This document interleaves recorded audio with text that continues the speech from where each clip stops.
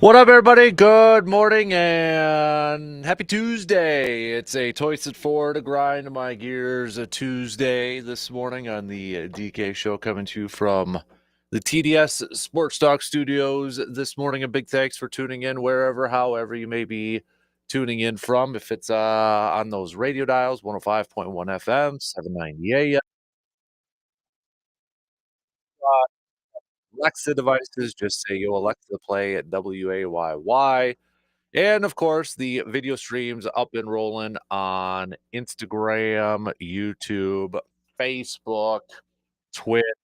Don't forget to click that follow, subscribe button on YouTube. It's free. We got all of our stuff up there too. So let's get that one going up over there a little bit more. But big thanks again for making us a part of your start here. What do we have on our game plan for us this morning? Brew Crew back at it tonight, and the National League race is tightening up. It's tightening up. Phillies got a win last night against the Dodgers. Phillies win their division. Cubs got a win last night against the Pirates. So now it's getting really close here. Specifically, too, when you look at where the standings are from the National League overall. Brewers just holding on by the skin of their teeth when it comes to the top spot in the National League. 1.5 games over the Phillies. What does help the Brewers, again, is the fact that they hold the tiebreaker against the Phillies. But Brewers holding on to a 5-game lead over the Cubs.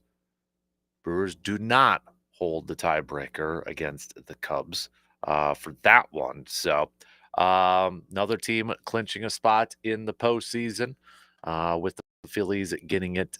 Well, I guess the Phillies already did it, but they clinched the division, last night. So they celebrated a little bit last night there and such. Hopefully the Brewers will get a little bit closer to doing that themselves. But they're back at it tonight, taking on the Angels. Freddie Peralta will be on the mound for the Brewers, looking for his 17th win on the season. So we're going to talk about that. And then I want to throw a question out to you, Brewers fans. With these final 12 games, with these final couple weeks here, and with this stretch coming down to this big, tight stretch here, who are the 5 most important Brewers players down these last 12 games? 5 most important Brewer players for these last 12 games to either get that top spot or to make sure they clinch the division. Who are the 5 biggest key, most important? Let's keep it to the players too, okay? Let's keep it to the players. So no Pat Murphy, no Chris Hook, nobody else like that. Let's just strictly to the players here. So think about that for a hot minute. Hit me up with a text, 715-830-1912 on that Shoe Doctors bullpen line, or comment on the video streams. Think about that for a hot minute. But I got my list, so we'll compare ours a little bit later on here. But we'll take a look at that and then preview tonight's game against the Angels and Freddie Peralta going on the mound here. So Brewers talk throughout this morning. We got some green and gold talk, some Packers talk as the Packers returned to practice yesterday after having a little mini-ish bye week. But the Packers returning to practice, and then Matt LaFleur talking with the media afterwards. Also, Christian Watson talking with the media. Aaron Banks did not practice. Zach Tom did not practice. Matt LaFleur, after practice, though, saying that Zach Tom could potentially play Sunday against the Browns. Said that he is feeling better with his oblique injury. So we'll kind of see. And I think, when we get to some green and gold chats, it is going to be key whether Zach Tom is going to be able to go or not. I mean, it changes a lot of things I think that Green Bay can potentially able to do against Cleveland. Now, I don't want to make it I don't want to do this whole hot take headline sort of thing. Green Bay is the better team. Let's just throw it out there right now. Green Bay is 100% the better team. But for them to lose Zach Tom for this game at the right tackle spot and potentially start their second round pick, Anthony Belton, who has been up and down in his rookie year, you darn well know Jim Schwartz, defensive coordinator for the Browns, is going to want to line up Myles Garrett more times than not, if not 100% of the time, against Anthony Belton. I mean, that is a big difference in having Zach Tom over there going up against Myles Garrett or Anthony Belton. And Myles Garrett is a player that can affect a game, can ruin a game. And he's upset right now. If you go back to over the weekend, how his team's playing, how they started off the season. I don't know about you, but I don't like an upset Myles Garrett, especially when our starting right tackle is not in the lineup. So I don't want to paint this panic picture. I just think it's definitely something to watch as this week progresses, to see if Zach Tom will be able to go at all in this game. And I definitely think it's something that Green Bay will have to prepare for. I think obviously they are without Zach Tom, and it changes potentially what they want to do on offense or what they are able to do on offense. So we'll hit that up a little bit. And also, again, what did Christian Watson have to say about his timetable? Dude might be back sooner than we all kind of thought originally. So we'll go through that. Plus, speaking of the NFL, week 2 is now officially in the books with the 2 doubleheaders last night. Chargers beating the Raiders, and then the Buccaneers taking down the Texans. Texans 0-2 to begin the season, with the Colts in that division beginning 2-0. And you know what it means? It's Tuesday, so we're going to do a little power rankings. These are my power rankings, okay? Just my personal opinion, but I want to hear who you think are the top 5 teams in the entire NFL, in the National Football League. Who are the top 5, or if you want to do 10, or if you really want to earn extra credit points for class, you can give me your top 32 if you'd like. Put it in an order. All right, got to rank them. Who do you think are the best right now through 2 weeks of the NFL season? So we'll hit that up coming up a little bit later on too. We've got RJ Cardinal joining us in the 8:00 hour, where we will talk some Badger football with him, going back to the loss against Alabama over the weekend, and then taking a look at this matchup with Maryland. We're going to take a look at that and talk all things Badgers with Mr. RJ Cardinal. Also, as we mentioned earlier, it is a Toyson Ford Grind My Gears Tuesday. So what the heck is grinding your gears, people? All right, get it off your chest. Make it appropriate so we can say it on the air. You could just, again, text us or comment on the video streams with what's grinding your gears. So that's kind of your game plan for us this morning. All right, let's pitter patter. Let's get at her. Let's begin it with some Brewers chat to open up things. Previewing tonight's game, going up against the Angels, Los Angeles Angels of Anaheim. Freddie Peralta's on the mound.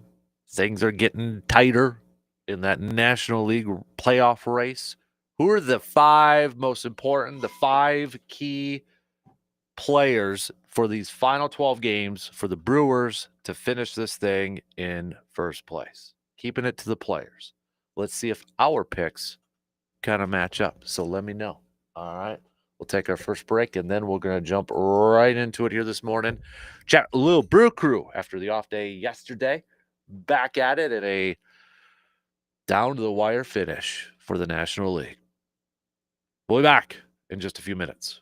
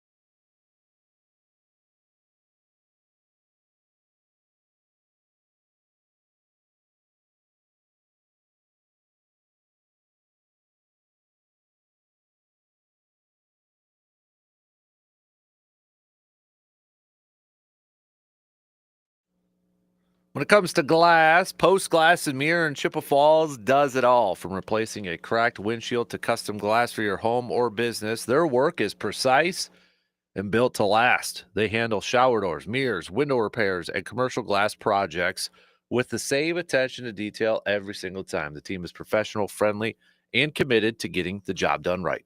For quality glass work of any kind, Post Glass and Mirror is the place to call in Chippewa Falls. Brewers back at it tonight after an off day yesterday, and they begin the day holding on to the slimmest of leads in the National League after the Philadelphia Phillies took down the Dodgers last night. Phillies also clinching the division.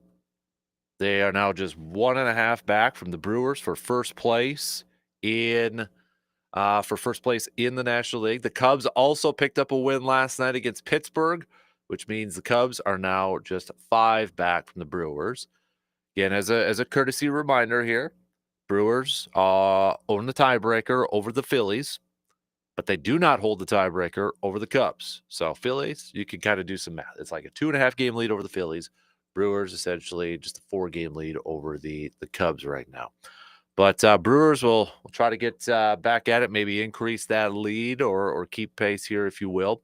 And they're going to be throwing out their ace tonight. Freddie Peralta is going to be on the mound for the Crew, looking for his 17th win on the season, looking to improve to 17-6 on the season. When you look at these lineups, obviously probably not a ton of experience, right? Because you have a National League and an AL, an American League team. But got a little bit, at least. Freddie Peralta has gone up against a couple of these guys, or I should say a few of these guys a couple times. I mean, just one game's worth against Trout. You've got seven ABs against Taylor, Mancada, et cetera, et cetera, et cetera. So nothing really that I would kind of write home about. But on the opposite side, you've got Caden Dana going for the Angels. He has pitched in 4 games this year, started 2 of them. He's coming off of a loss against the Twinnies back on the 8th, where he went 4 2/3, 5 earned runs, did have 9 strikeouts. Before that, Kansas City went 5 innings, 1 earned run, and 4 strikeouts.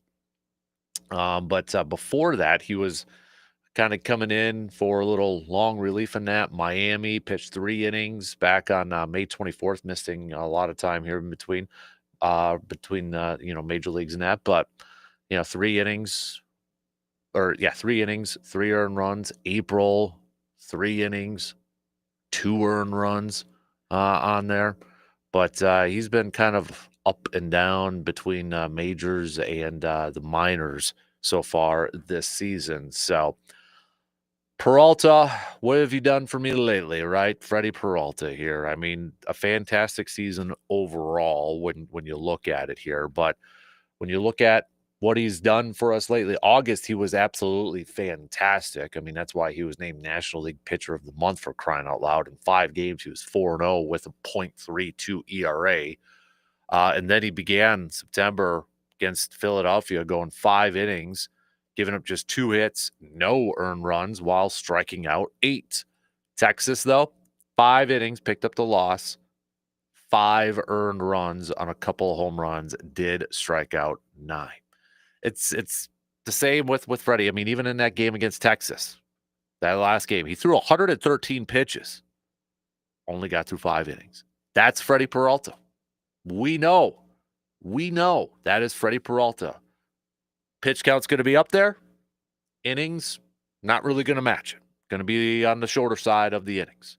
That's not going to change for the rest of this season.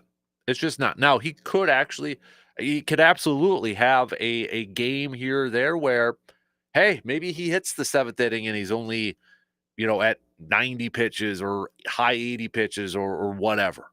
He may have that, but that's not going to be the norm. That's going to be the exception to the norm with Freddie Peralta. But what I want to see from him now is for tonight, the main thing here is as we finish up these, he's going to have a couple more starts probably till the end of the regular season. Stay healthy, but be pitching some of your best baseball, be in that groove, and let's win these games because we still have something to play for, a couple things to play for. Win these games, but make sure you're healthy too before we get to the postseason here. But I'm definitely looking for a bounce back performance from Freddie Peralta tonight. There's no question. I mean, I'm looking for that. I mean, I think he's probably expecting that too, or wanting to see that in tonight's game. And I mean, in this position now where things are starting to really tighten up in the National League, you want your ace on the mound. You need that ace on your mound. So let's go out there and do it. Let's get the job done and start this series off with a win. Don't be messing around, Brewers. Angels are officially eliminated, okay? These are circumstances or examples where we could see some teams being a little dangerous. We're eliminated? Okay, we got nothing to play for here. Let's play a little loose. Let's have some fun, and let's just go out there and do our best. When you are a team that has still got something to play for in front of you like the Brewers, sometimes going up against those teams are the most dangerous ones because they're just relaxed. They're loose. They know the end's in sight. They're living it up the moment in these final days here. It's not always the case. Some teams are just like, let's get this thing over with and get to the offseason and maybe not putting forth their best effort. But which version are we going to see from the Angels? Don't know until we get out there. But I'd be preparing for that loose, relaxed Angels team that's got nothing to play for. And they're going to come out, maybe even be a little bit more aggressive. And it's those teams that are just out there that quote unquote are having fun. Sometimes are the dangerous ones. If I'm the Brewers now for these last 12 games here, for these final 12, you have to somehow focus on one at a time. It's going to be hard to ignore the scoreboard. It's going to be hard to ignore scoreboard watching, right? To see what the Cubs are doing, to see what the Phillies are doing. We're all human. Some can do it better than others. Okay? But if I'm a player on this Brewers team, I'm trying my best to ignore it and just focusing on what you control. You still control the destination. Brewers overall, you still control the destination.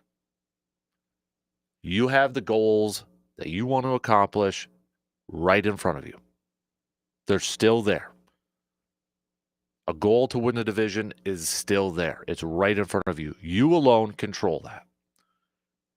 You feel the top seed in the National League is a goal that you have to achieve, that you must achieve. It is still right in front of you. You are not the Phillies or the Cubs where you are relying on somebody else, another team, to help you out.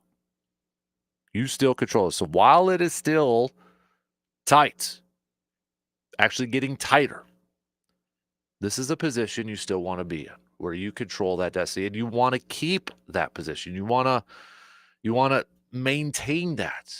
In fact, you probably want to have a little bit of a bigger gap in that. You want to continue to shrink that magic number.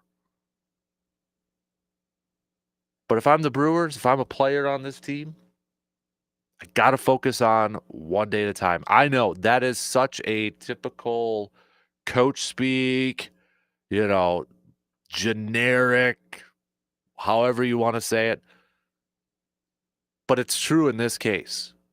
Don't get caught up in the emotions. Don't get caught up in the attention that this race is going to, for these final 12 games in the National League. Don't try not to pay attention to all the hoopla, the limelight, the talking heads, and everything out there. Focus on you. Focus on one day at a time. Don't focus on the Padres series coming up or the Cardinal series coming up or anything like that. You're focusing on game one of a 3-game series with the Angels. You're not even focusing on game 2. Focus on tonight's. And then when tonight's over with, focus on the next day. You have to take it game-by-game approach. That's what Pat Murphy preaches. That's what this team's all about. They take it one day at a time, one game at a time. And for everybody that's always kind of like, well, why the one game at a time? Well, throughout. This is why. This is the example why. Now, I'm sure some people probably look at, well, is there a huge difference between the top seed and the 2 seed? They still get a bye and that, and I understand that, and I get that, and still would be an accomplish to get that. But if it were me and I still have an opportunity to get that top seed where I would control home field throughout and knowing how well the Brewers play at home this year, I'd still want that. Especially when you look at these few things that I'm just going to go through the home and away records for some of these National League teams. And for more, I mean, most of the time, like what, 98, 99% of the time in any sport, teams are going to have a better home record than they are on the road. But I think you look at what's the disparity between them? Like how different are they? And for one team, it's kind of noticeable. And that's where I look at because we as fans can look ahead, right? Brewers don't look ahead, but we as fans, we can look ahead. Brewers are 48 and 27 at home this year. On the road, they're 43 and 32. So they're still 10 games ahead. The Philadelphia Phillies, though. The Philadelphia Phillies, the team that they're battling for that one spot, they're 51 and 24 at home. And this is the disparity we're talking about. They're just 39 and 37 on the road, 2 games above 500 on the road. So you're talking about a team. You're talking about a team that has 51 wins at home, the most in Major League Baseball right now. Second most is 50 by the Toronto Blue Jays. You want to know how important home field is probably for the Blue Jays? 50 and 25, 38 and 37 on the road. But you have the Phillies team that is just 2 games above 500 on the road. Yes, we're forecasting here a little bit, but if it were to be an NLCS between the Brewers and the Phillies, where would you rather have it?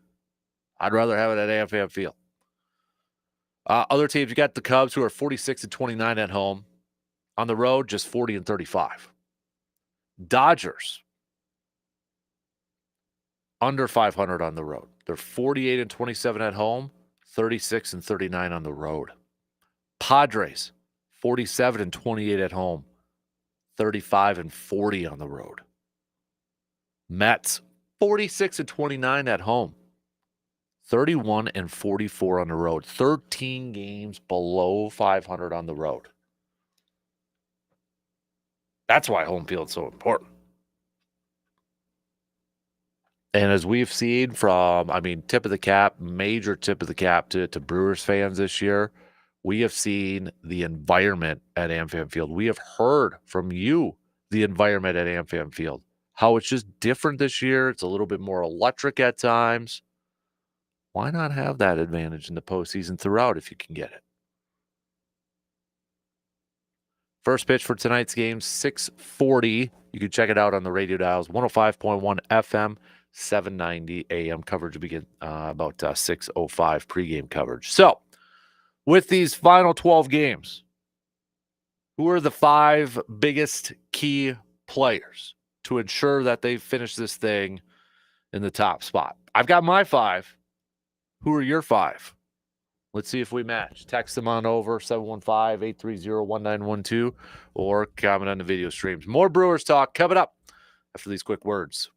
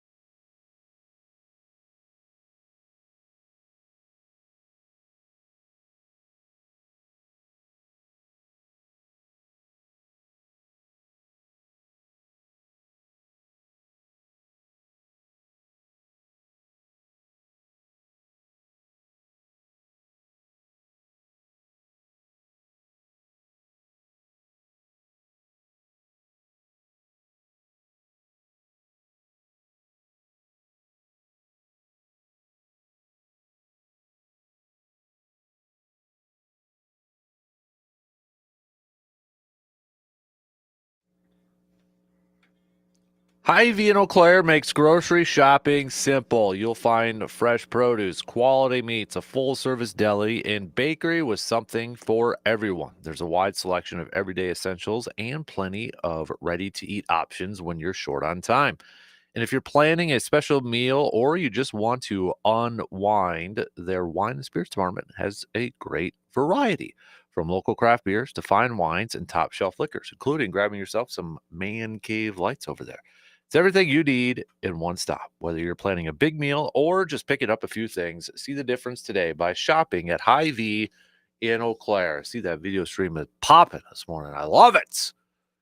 Keep it coming. We've got James saying 5 Brewers are key down the stretch. Tobias, Ashby, Uribe, Koenig, Anderson. Bullpen needs to up its game and rediscover their shutdown persona.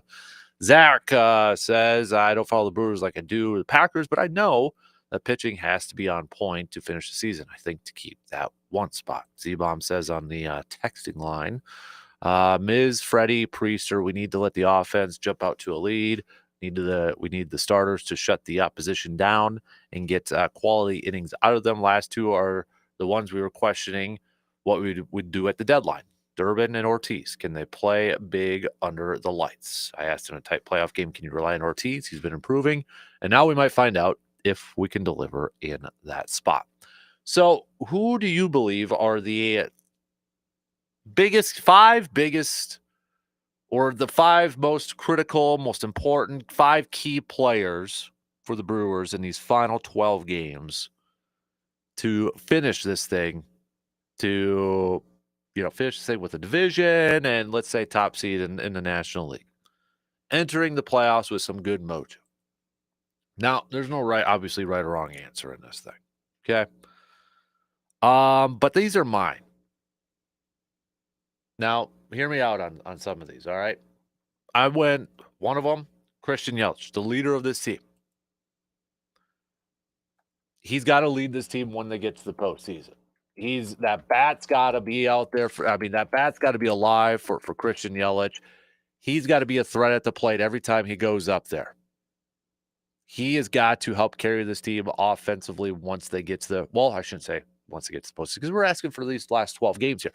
But that guy in the middle of the order, the leader of this team, he's been the most consistent power guy, if you will. He has been a run producer. I mean, we've seen him bat anywhere from 2 through 5 in this lineup. I'll be honest, I have no idea where Pat Murphy night in and night out is going to slot Christian Yelich in this lineup. But if his bat is going, I mean, you look at when the season kind of turned around and you look at individual performances, you could look at when Christian Yelich was playing incredibly well, and that's when things started to turn around a little bit. So for me, Christian Yelich is going to be a key player. And when you look at his last 7 games, last 29 at-bats, he's only hitting 172. He's only slugging 310, and on base of a 226. We need better from Christian Yelich in that. We need better. We need the Christian Yelich, if you will, that finished off the month of August hitting 324. I know that's asking a lot, but still, so far in September, he's hitting just 172.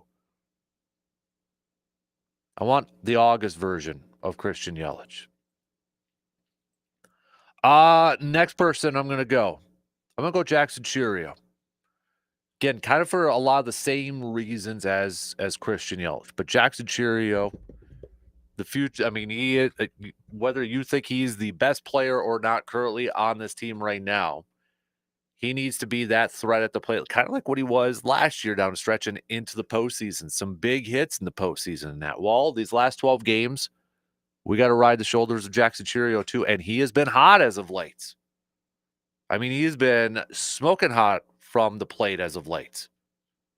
Can they continue to roll with that? So far, I mean, when you look at his last 7 games, he's hitting 357, slugging 643.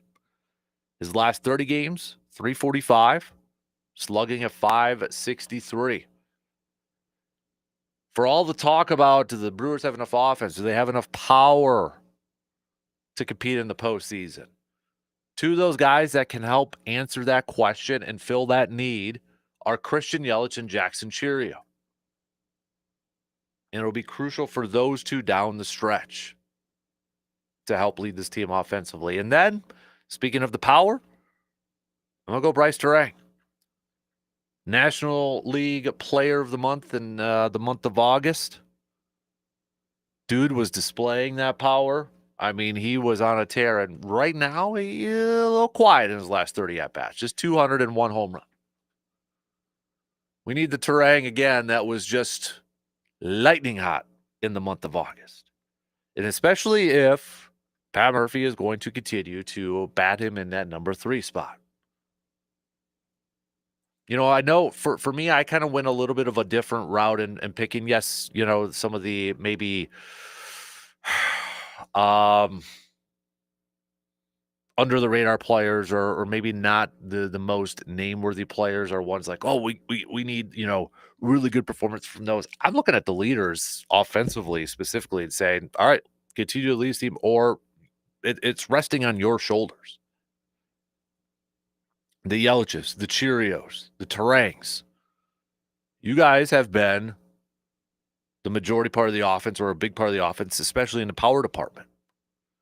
And if the playoffs are relying on home runs and a little bit of power, you still got to do it. It's gonna rely on you. It's gonna be all on you, or a lot of it's going to be on your shoulders. And I want them to continue to do that here down the stretch. But you got to have a couple pitchers in this top 5. And one of them I'm going to throw out there is Aaron Ashby. Aaron Ashby's role, I think, is going to be unique. He could be a long relief guy. Maybe he gets you a spot start later on in games, maybe some high leverage situations. Aaron Ashby is a unique pitcher coming out of this bullpen because I feel like he can do a few different things to help out your ball club. There's at times he makes you a little bit nervous probably watching, right? I mean, let's be real. But when he's on, Aaron Ashby is a very, very good pitcher. And the fact that he provides you a little bit of that versatility, that could bode incredibly well here down these last few games. And again, depending on his usage, what could he be an initial out-getter, spot start, long relief, back-end relief? He's been thrown in a bunch of different areas. And in the month of August, in 13 games, he was 2-0 with a 2.70 ERA. June, 1.32 ERA. So far in September, in 7 games, a 3.12. But a lot of that coming from his game against the Rangers where he gave up 4 hits and 2 earned runs. Other than that, there's only one game that he gave up 1 run, and that was against Pittsburgh. Aaron Ashby, to me, is going to be a key player down the stretch just because of the versatility that he brings. And then I'm going to go with Brandon Woodruff. I'm going to go with Brandon Woodruff because this is the reason why the Brewers kept him around, signed him to that 2-year deal, even though they knew he wasn't going to play that first year, recovering from injury. And we finally got to see him, what was it, May, June this year? They were patient with him. They worked with him. This is why the Brewers kept him. For moments like this, for postseason runs, for the postseason. This is why Woodruff is here. You go back to Yelich's comment a couple months ago about Brandon Woodruff, saying, all the guys, there's one guy I would want out there the most on the mound, and that's Brandon Woodruff. Now, I'm sure some people say that's just a leader, or that's just, you know, him saying that to boost the confidence, such, and maybe it is. But I still think there's meaning behind it. But this is why you're willing to bring back Brandon Woodruff a couple years ago, knowing that he's going to miss a full season, knowing that there is a possibility he wouldn't be able to come back from that injury, but you're willing to bring him back and try it. And so far, more times than not this year, he's been pretty awesome. And he's looked like a little vintage Brandon Woodruff. But it's this stretch run and into the postseason is why you wanted to keep Brandon Woodruff around, why you were willing to be patient and wait it out. Now is the time. It is time. And when you look at Brandon Woodruff, you could say another star. You could say Freddie Peralta because of the ace. You could say Quid Priester because of the shocking year that he's been having and such. You could say The Miz because lately maybe a little up and down, and if he's on, he's unhittable. You'd all be right. You'd all be right. But I'm going to go with the veteran Brandon Woodruff because if he's on and he's good, it's just that comfort feeling. Like it's like a warm blanket on in the middle of January. You feel good when Brandon Woodruff's out there on the mound. So those are my five. Those are my five key. Again, there's no right or wrong answer. Everybody's probably right in this thing, unless you say a player who's not on the Brewers. But you get what I get it. You know what I'm getting at. How about you? What are your five? All right. All right. We'll take a quick break, and then we're going to wrap up the first hour already here this morning. Brewers fans, want to hear from you. Hit me up with a text or comment on the video streams. We'll be back after these few words.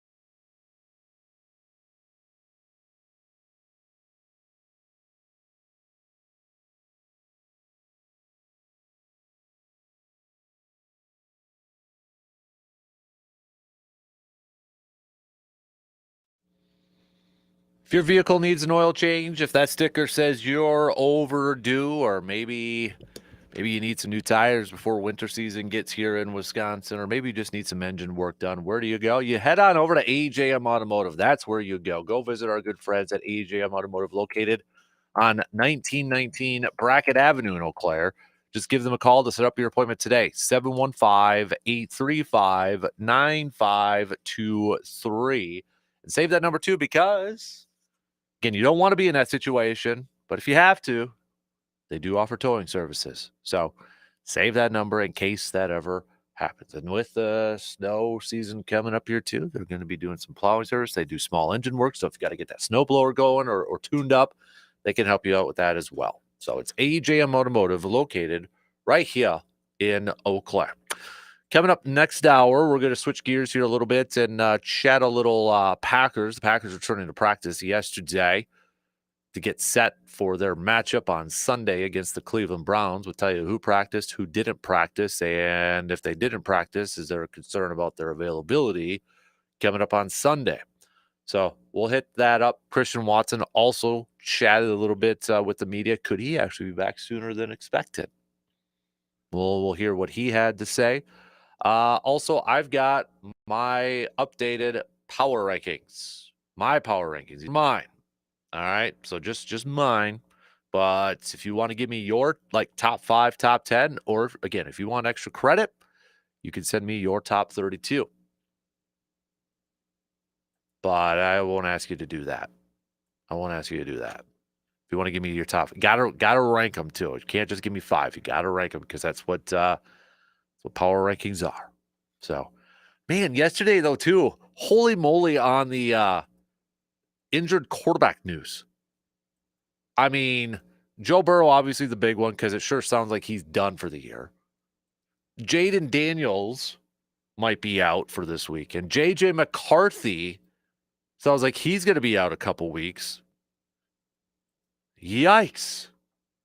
Then there's a rumor, at least, I mean, it's like a Twitter rumor. I don't know how much there is to it in that, but apparently Bengals called the Packers about Malik Willis. The Packers worked out Robinson, the quarterback, used to be from the Browns, and now you got conspiracy theorists out there saying, oh, no. Or it literally just could be, hey, going to bring him in to work out and maybe learn a little bit about the Browns, since that's who we play this week. But, I'll save the Malik Willis trade rumors, if they are rumors, coming up in the next hour. But I'll just say this. I think it's dumb. I think it's dumb if Green Bay is entertaining this. Unless there's this one possibility, which I'll get to coming up in the next hour, though. So, but we'll talk some Green Gold coming up in the next hour. Don't forget, it is a Toyson Ford Grind My Gears Tuesday. So what's grinding your gears? Get it off your chest. Make it appropriate. Make it appropriate so that we can say it on the air.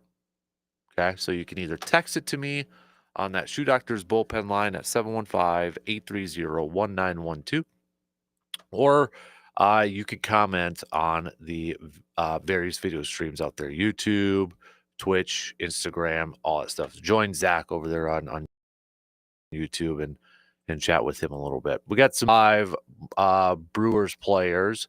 This comes from Sam, not Surveyor Sam, a different Sam. Sam says, my top 5 in no particular order: Freddie Peralta, Brandon Woodruff, Trevor McGill, Christian Yelich, and Jackson Chourio. Kyle is going with Mizorowski, Woodruff, Yelich, Contreras, and Jackson Chourio. Aaron is going with Trevor McGill, Aaron Ashby, Brandon Woodruff, Christian Yelich, and Bryce Terang. All right. Got a few different ones.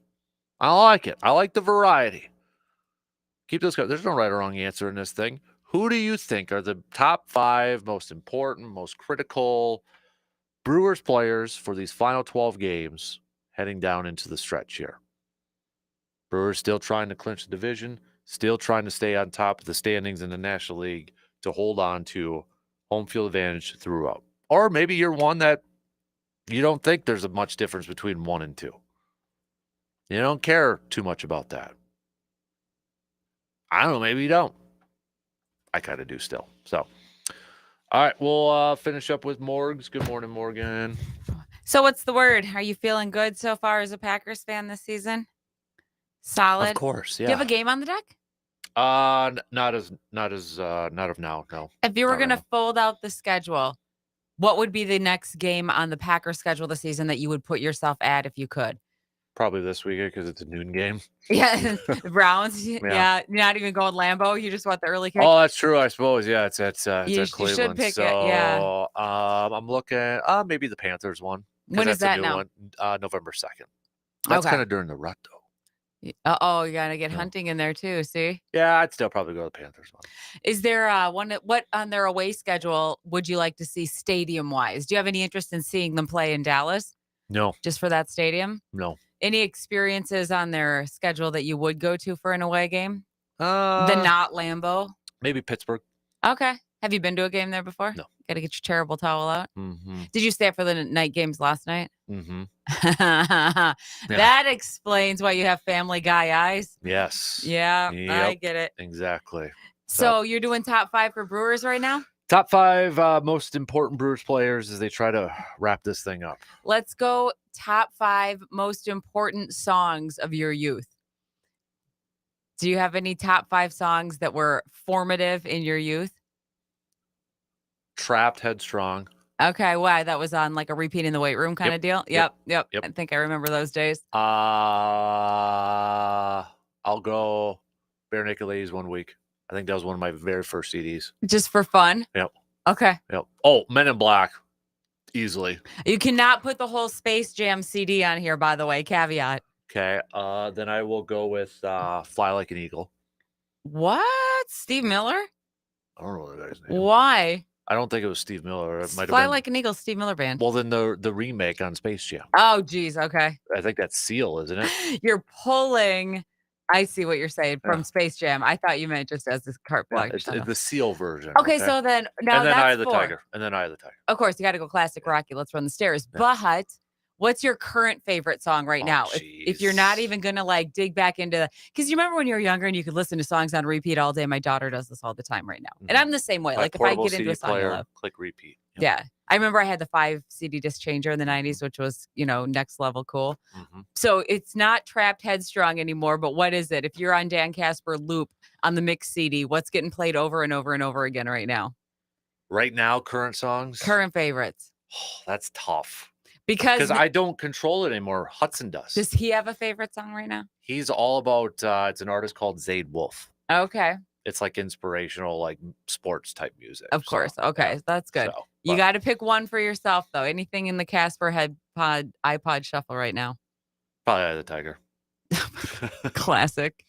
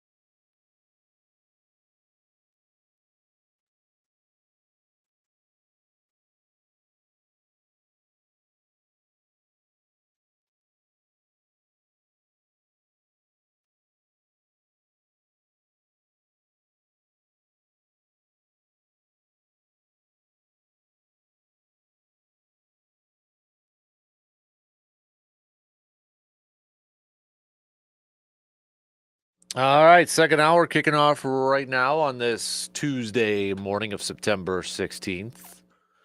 Appreciate you joining in, however you're joining in, if it's on the video streams or listening online or to the good old radio dials over there.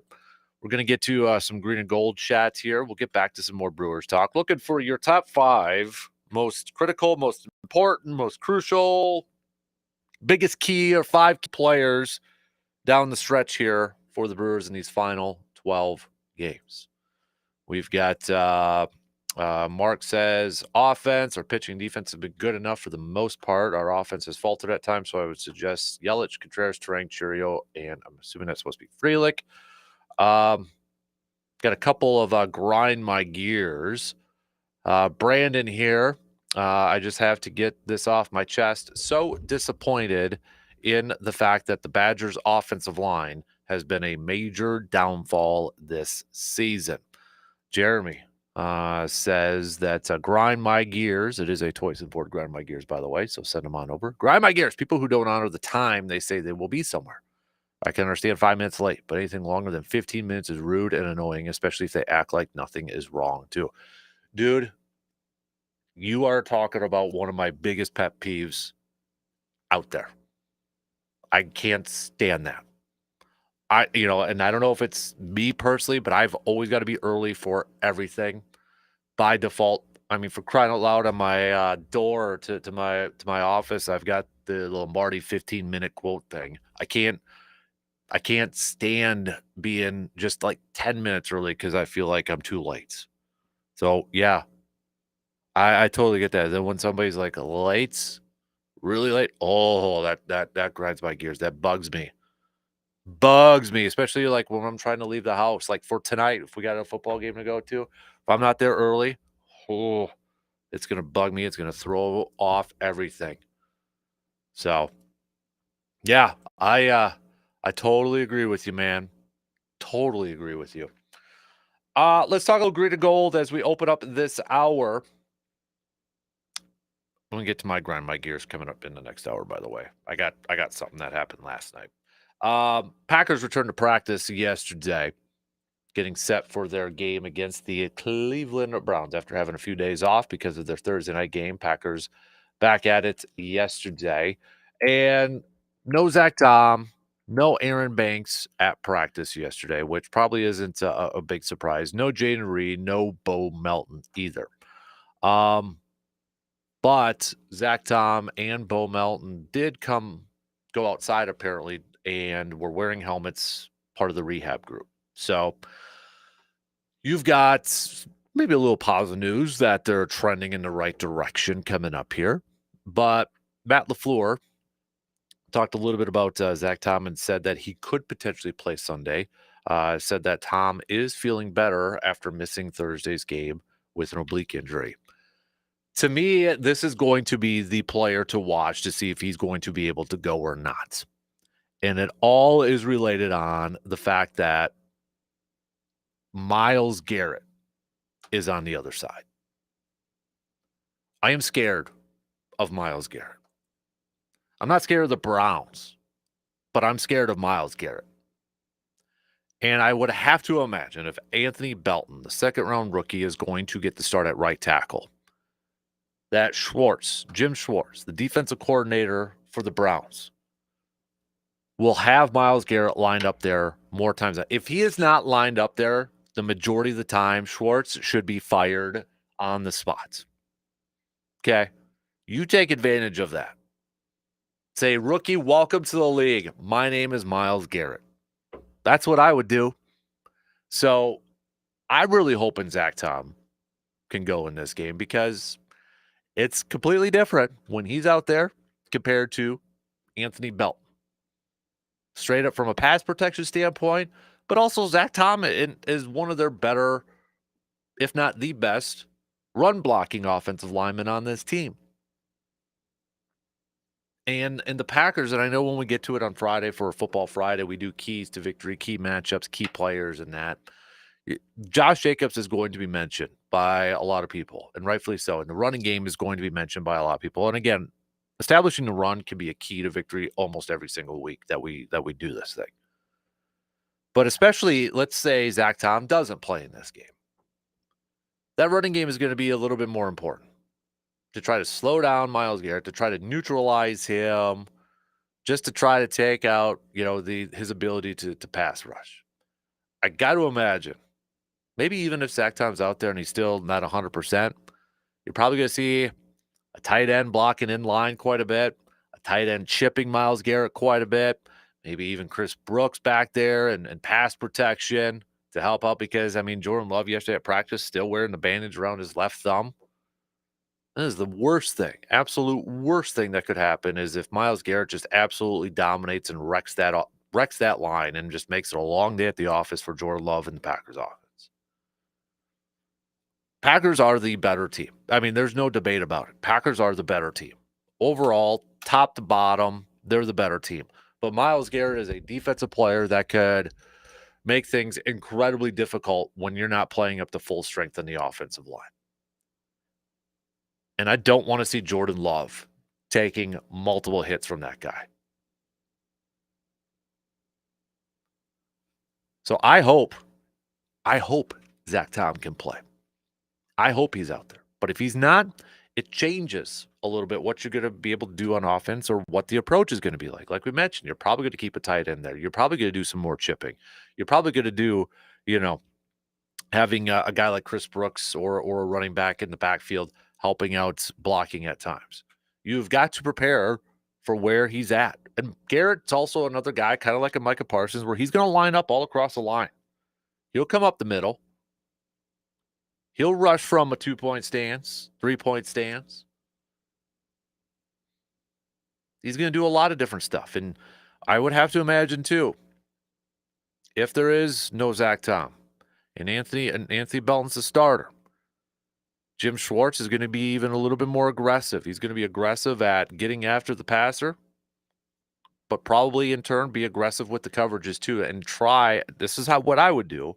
And again, this Schwartz is 5 million times smarter than me, but I'll be like, okay, then Green Bay's probably going to employ a little bit of a shorter passing game to try to neutralize that. Well, in turn, I'd be like, all right, I'm going to be aggressive in my coverages then. I'm going to keep my corners up, do a little bump and run. It's a chess game. You do this, I'm going to counter with that. Then I'm going to counter with that. And the other team's going to do this, and then they're going to counter with that. But I would also expect if Tom is not out there, you're probably going to see Green Bay in a little bit more shotgun, especially if Garrett is having success at getting after Jordan Love and that, which takes a little bit away from their play action game. But whatever you can do to try to protect Jordan Love and not take any unnecessary hits, I think you got to do it. I think you got to do it. C-Bob says, if you aren't early, you are late. My wife is the queen of being late, and it drives me absolutely bonkers. That is the perfect grind my gears because my blood boils when I start thinking about it. I just get really anxious and really nervous when I'm not early on to stuff. I'm glad that there's other people like me so I can tell my wife that same thing. It just drives me bonkers. I've got to be early. I've got to be early for stuff. Can't. On time is late. On time is late. I agree. You have to be early. One thing that I didn't have it as a grind my gears, but I'll just bring it up since we're talking about quarterbacks and such. So again, I don't know how much of this rumor is on the up and up. It's a social media thing. It's a Twitter rumor and such, but obviously Bengals would be trying to find another quarterback with the news of Joe Burrow out. Maybe not necessarily a starter, but another option at quarterback. And there was a rumor out there that the Bengals called about Malik Willis. And you factor in that the Packers worked out a quarterback yesterday. Dorian Thompson-Robinson, former Browns quarterback. People started to connect the dots. I wouldn't read too much into that. At least in my opinion. It could straight up just be, hey, you played for the Browns. What kind of intel can you give us? But also, teams work out players every single week. Maybe it could be a little practice squad type of thing. Or maybe it is, in fact, hey, there's an offer for Malik Willis we absolutely cannot refuse. I did see something out there that apparently was like a 6th-round offer, which no, no, thank you. I get it. You want some people are like, hey, we only traded a 7th-round pick from Malik Willis. Let's try to get an early day 3, a 4th or 5th. This team right now, with the expectations with it, and with the way they're playing, I don't want to trade Malik Willis. Knock on wood, in case something happens to Jordan Love. Now, a lot of times, okay, if your backup quarterback's got to go in there more times than not, it's going to have a major effect on your team, and maybe you don't make the postseason. Other times it's happened. We know this. We've seen plenty of examples of it. But in this case, I want that protection in case Love has to miss a game or a couple games. I want the protection of somebody who is within the system, of somebody who had success with it last year. I'm not all in on let's trade Malik Willis to get a high draft pick right now. No, I'm more worried about winning a Super Bowl this year. And I just want that protection. I hope we don't see Malik Willis at all on the field as a regular starter. But if we have to, I'd rather have him out there than somebody who isn't on the team right now or the practice squad quarterback. It's fine to have some depth. Yes, you may lose out on a early day 3 pick, but you're probably going to get a comp pick, and that's probably going to be a 7th-round pick. Who knows? 6th, 7th-round pick. But I'd rather have the depth.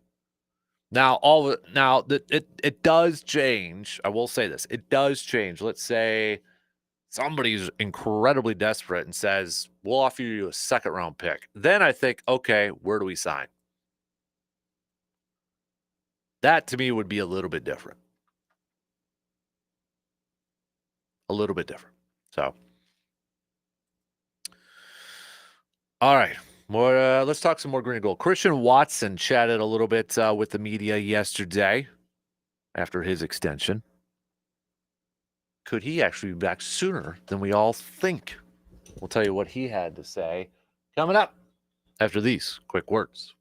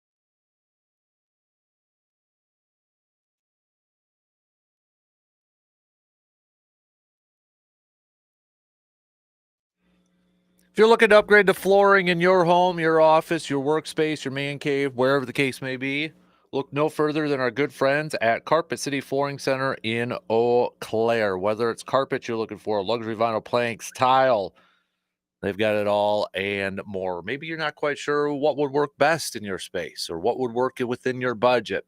Don't worry, because the team at Carpet City Flooring Center will help you out with that as well. So go give them a visit. You can check out their website at carpetcitywi.com or check them out in person, 3109 East Hamilton Avenue in Eau Claire. Continuing a little Packers chat here this morning. Christian Watson chatted a little bit with the media yesterday. First, since signing his extension, 1-year extension and such. And we've been hearing throughout, ever since he tore his ACL, and we've been hearing throughout the offseason just the progress he has been making in his recovery. Now, a lot of times we hear a lot of the same stuff, right? Players doing really well. He's ahead of his rehab. He's, or he's on target. And then it's like, all right, we're trying not to get maybe too excited or don't push it too much here. But it sure sounds like Watson is already ready to go. And this is kind of remarkable too, because remember, he tore his ACL at the end of last year.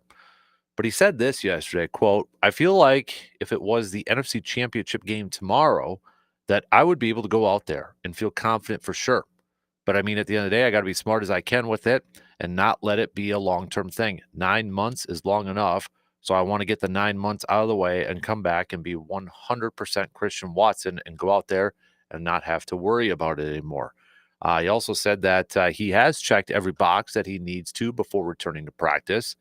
Now just has to wait until he's allowed by league rules to suit up for his first day of practice, which would be the Monday after the bye week, October 6th. He said he's definitely getting closer to 100%, but it sure sounds like he's eyeing up that first day after their bye week as returning to practice. He said he anticipates returning to practice in some capacity when his window to do so opens in week 6. But he did say it's going to be up to the training staff. That would be a quick turnaround, though. That definitely would be a quick turnaround for somebody who suffered a torn ACL at the end of last year. And remember, Packers, they got to be smart about this too. Because once he does return to practice, the Packers have 21 days to activate him or end his season. But it sure seems like he is ahead of the schedule, as we've heard all offseason, preseason, and such. And man, you think about, I don't know what the team will be like at that point. I mean, to put this, so that's like Packers have 2 more games before their bye week. Okay. They got the Browns and they got the Cowboys. Then it's their bye week. And then you're talking about Christian Watson potentially returning to practice. There's a shot. And I think a legitimate shot that Christian Watson could be back on this team before Jaden Reed is. Think about that. If you have this team that's, let's say, 4-0 heading into bye week, and then all of a sudden you're going to be adding Christian Watson to practice. And I feel like whenever they do add Christian Watson to practice, he's probably going to practice the full 2-3 weeks before they activate him, just to get him just to get him as many reps as possible before throwing him out there on the field. But man, that's like acquiring a piece at the trade deadline and acquiring somebody like that to put into your offense. And I think signing that 1-year deal too, that 1-year extension, is going to alleviate a lot of that external noise, or maybe just kind of lets him focus on being productive on the field and not like, okay, I gotta play really well here because I'm a free agent and I've got to earn my contract, and not pressing so much after coming on. I think that should allow him to play football and relax a little bit. And hopefully that means, in turn, a really, really good Christian Watson for this Packers team. But man, doesn't it sure sound like he's coming back sooner than later? Because I mean, even when that injury happened, there was talk about him not even playing at all this year. That idea was thrown out there, and then maybe because if he doesn't play at all this year, Packers actually would have another year of control on him. But that's obviously out the window, especially since they gave him a one-year extension. So it's a pretty remarkable recovery time here for Watson. And as we've talked with Dr. Crow, how many times on our Inside the Training Room segments, ACLs for everybody heal differently. Everybody's different. Not everybody's Adrian Peterson that is ready for week one after tearing it the final week of the regular season. Some are like David Bakhtiari, where it essentially ended their careers because it led to other issues in the knee, cartilage and stuff. But man, there would be such a huge boost to this offense to have Christian Watson join them. Let's look at the Packers schedule and maybe kind of get an idea of when he would be out there. So bye week, probably not for the Bengals game, their first game after the bye. That's the 12th. Then they go to the Cardinals against the 19th. Then they got the Steelers, Aaron Rodgers game. I wouldn't be surprised. Let's say, okay, he's activated on, or let's say he starts practicing on the 6th, okay? So then they have 21 days. I honestly feel like he's if we were to make bets or picks or predictions, I feel like he makes his debut November 2nd against the Panthers in Green Bay. I feel like that's where we're going. I don't think he'll be. This is just me. Just throwing this out there as a prediction. I think it would be something if they go into Pittsburgh and he's activated and he's playing in that game. But if I had to make a prediction, I'm going to go November 2nd against the Panthers. They're going to give him those full 3 weeks to ramp up and get ready for his season debut. That means he'd be available for the Eagles game and the first Vikings game on November 23rd, obviously before both Bears games on there too, and of course before Thanksgiving as well. So that's my prediction. I think November 2nd, we're going to see Christian Watson make his season debut. So I've got my power rankings coming up. If you want to send me your top 5, top 10, or again, if you want to have extra credit in class, you can send those over too. All right. You can send those to us on the texting line, or you could comment on the video streams. But week 2 is officially in the books in the NFL season. We're on to week 3 coming up here. You got a handful of teams who are 2-0. Got a handful of teams now who are 0-2. When I look at it, standings wise, I think so far the biggest surprise in week 2 for me is the Colts. 2-0. The fact that they haven't even flipping punted yet. Indiana Jones out there is, hey, you got to give him credit. He's playing well. He's doing really well, leading his team to a 2-0 or 2-0 start. Got the Texans, who a lot of people, myself included, thought would win the AFC South. They're in an 0-2 hole. You got to give him a lot of credit. And Daniel Jones right now is second in the league in passing yards. Who's first? Russell Wilson. And then you got Jonathan Taylor leading the league in rushing. 236 yards. 236 yards on the ground. To me, that is the biggest surprise or one of the biggest surprises. But now that we are 2 weeks in, you just kind of can see like, okay, where are some ranks? Where's everybody at here? How about tackles? Edgerrin Cooper is tied for the 3rd most tackles in the National Football League. This is I'll be honest, I don't think I've heard this stat before, and I want to bring it up, and I saved it about Edgerrin Cooper that I saw yesterday. and this is from Jacob Morley. Per Next Gen Stats, Edgerrin Cooper leads the NFL in hustle stops. I'll be honest, I've never heard hustle stops as a legit stat, but he's got 8. Hustle stops are defensive stops where the player covers 20 plus yards of in-play distance from snap to tackle. And that makes total sense that Edgerrin Cooper would be one of the leaders in that, because it was even after the Lions game, it was one of the plays that we were highlighting. And again, I wish I had the we were in a new studio and the better cameras so we could do the marker board thing here.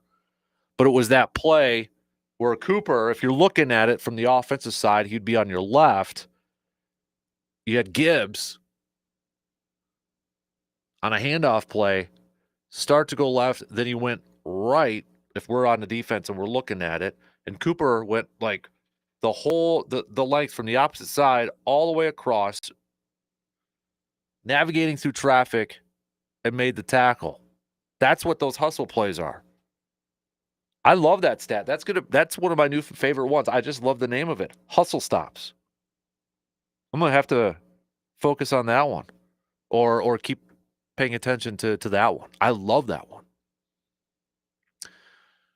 So now that we are 2 weeks in, where do the Packers rank in some of this stuff? Well, total defense yards allowed, Green Bay's number 3. Who are the 2 teams ahead of them in yards allowed? Cleveland, the only team right now who are allowing under 200 yards per game, 191.5.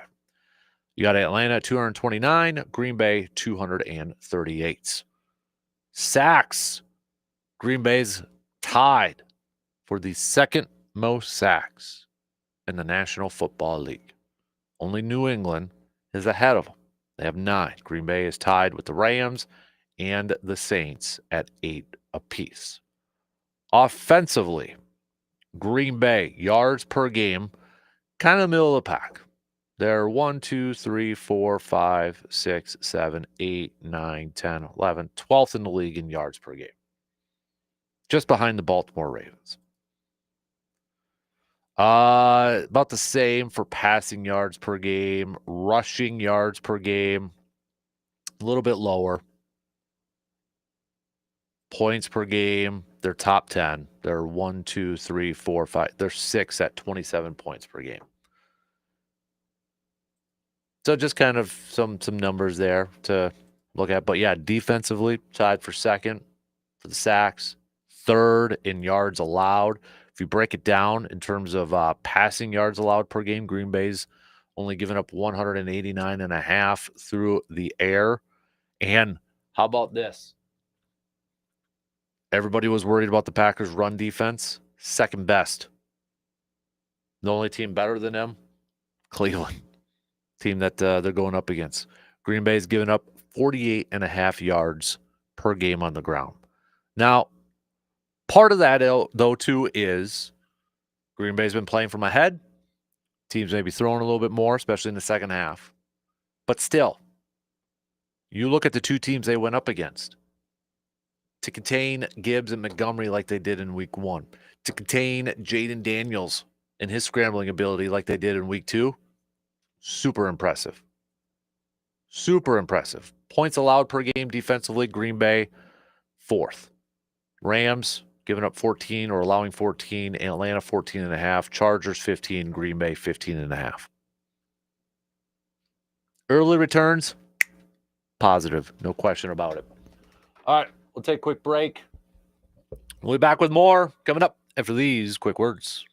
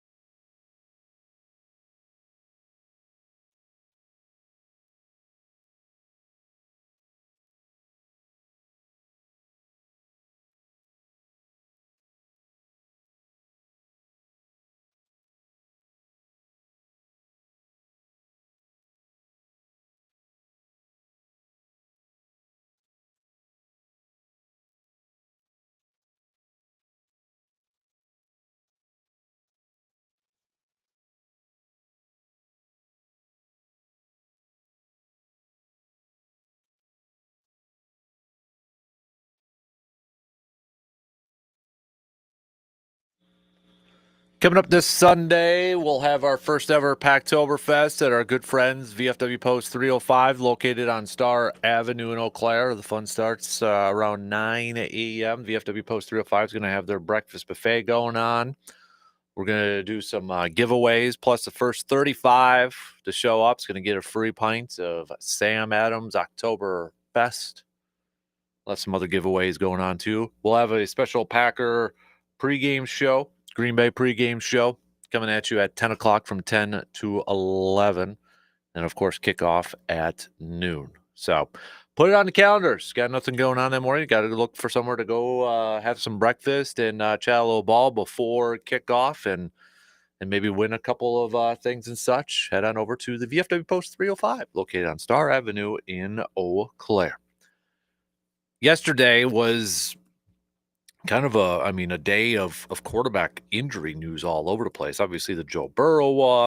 We found out Jaden Daniels is banged up, potentially could miss some time, and J.J. McCarthy is going to be missing too. He's going to be out anywhere from 2 to 4 weeks, it sounds like.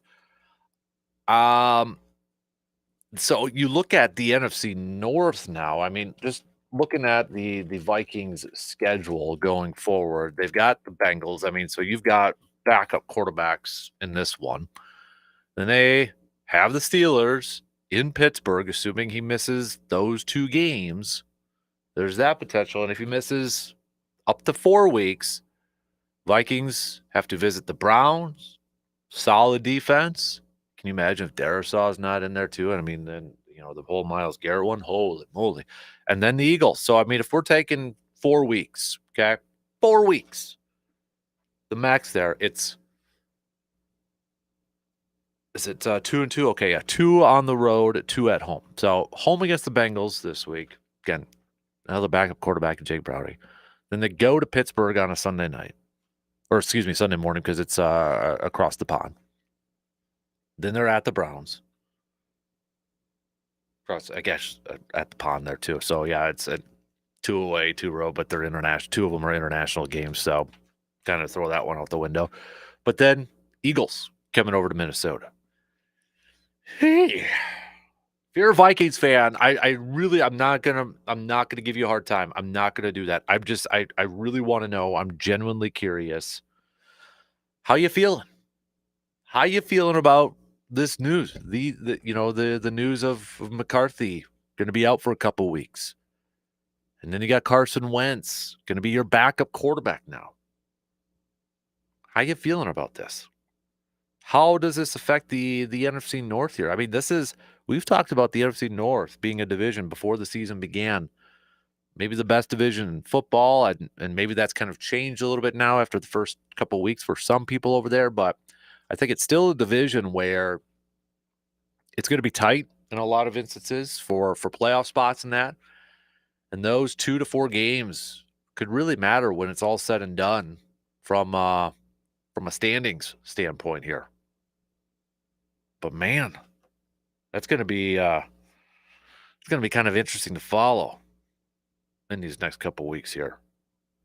But yesterday was just like me. It was like, if you're a quarterback, cross your fingers that nothing was happening to you. It was like left and right. I mean, obviously, again, the Burrow one was the big one, which we kind of knew ahead of time that was going to be bad. And then all of a sudden, Jaden Daniels, and then it's J.J. McCarthy. And it's like, oh.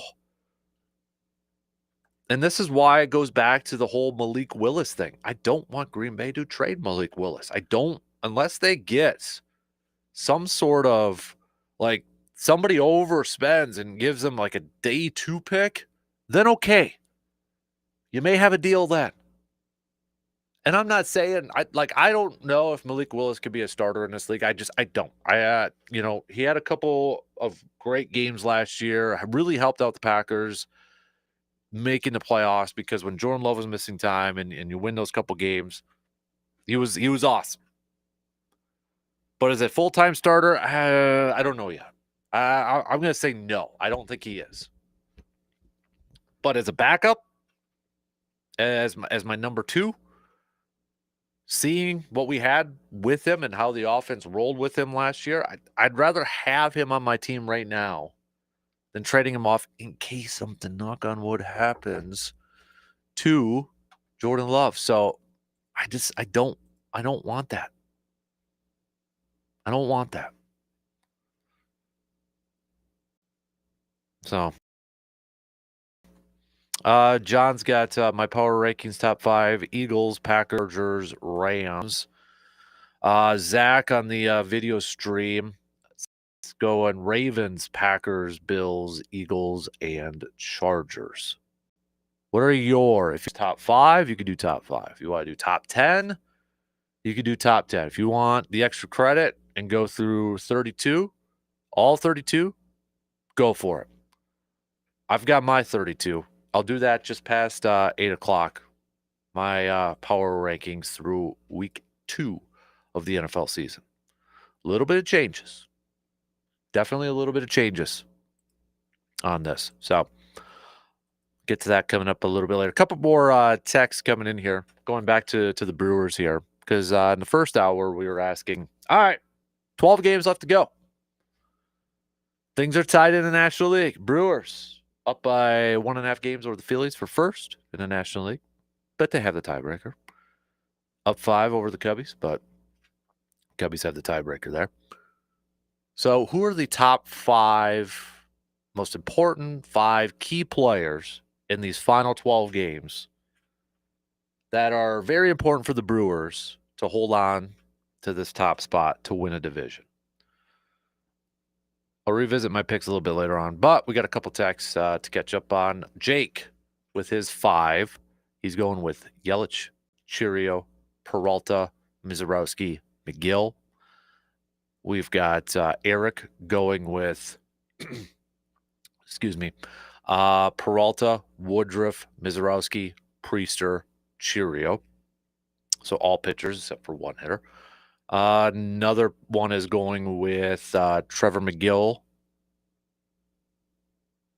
Trevor McGill, Aaron Ashby, Jared Kading, and then Yelich and Contreras.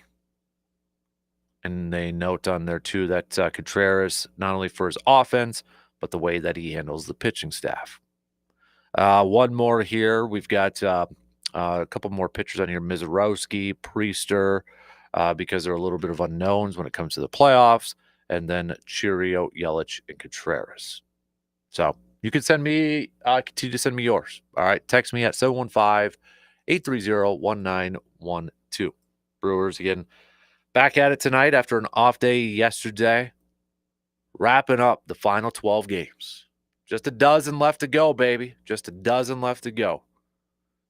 What's that prediction? How many wins is it going to take, do you think, for the Brewers to close this thing out for a division championship and potentially for that top spot? How many wins do you think it's going to take?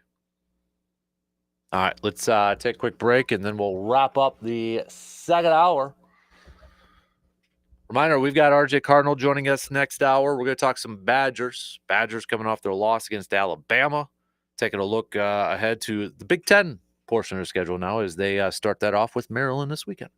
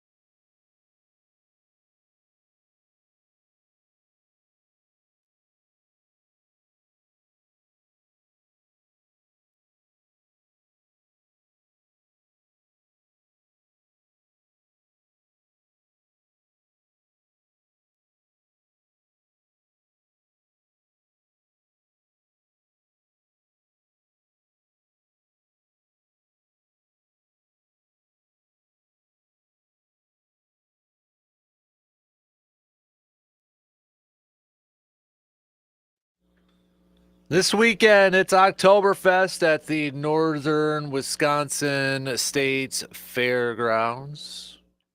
And before that, to kick it off, it's Kegs and Eggs, September 19th, this Friday from 8 a.m. to 10:45 a.m.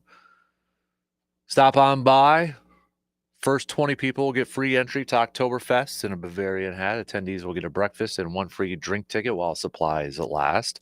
Free donations for 4-H and Oktoberfest encouraged. Again, this is going on at the Northern Wisconsin State Fairgrounds.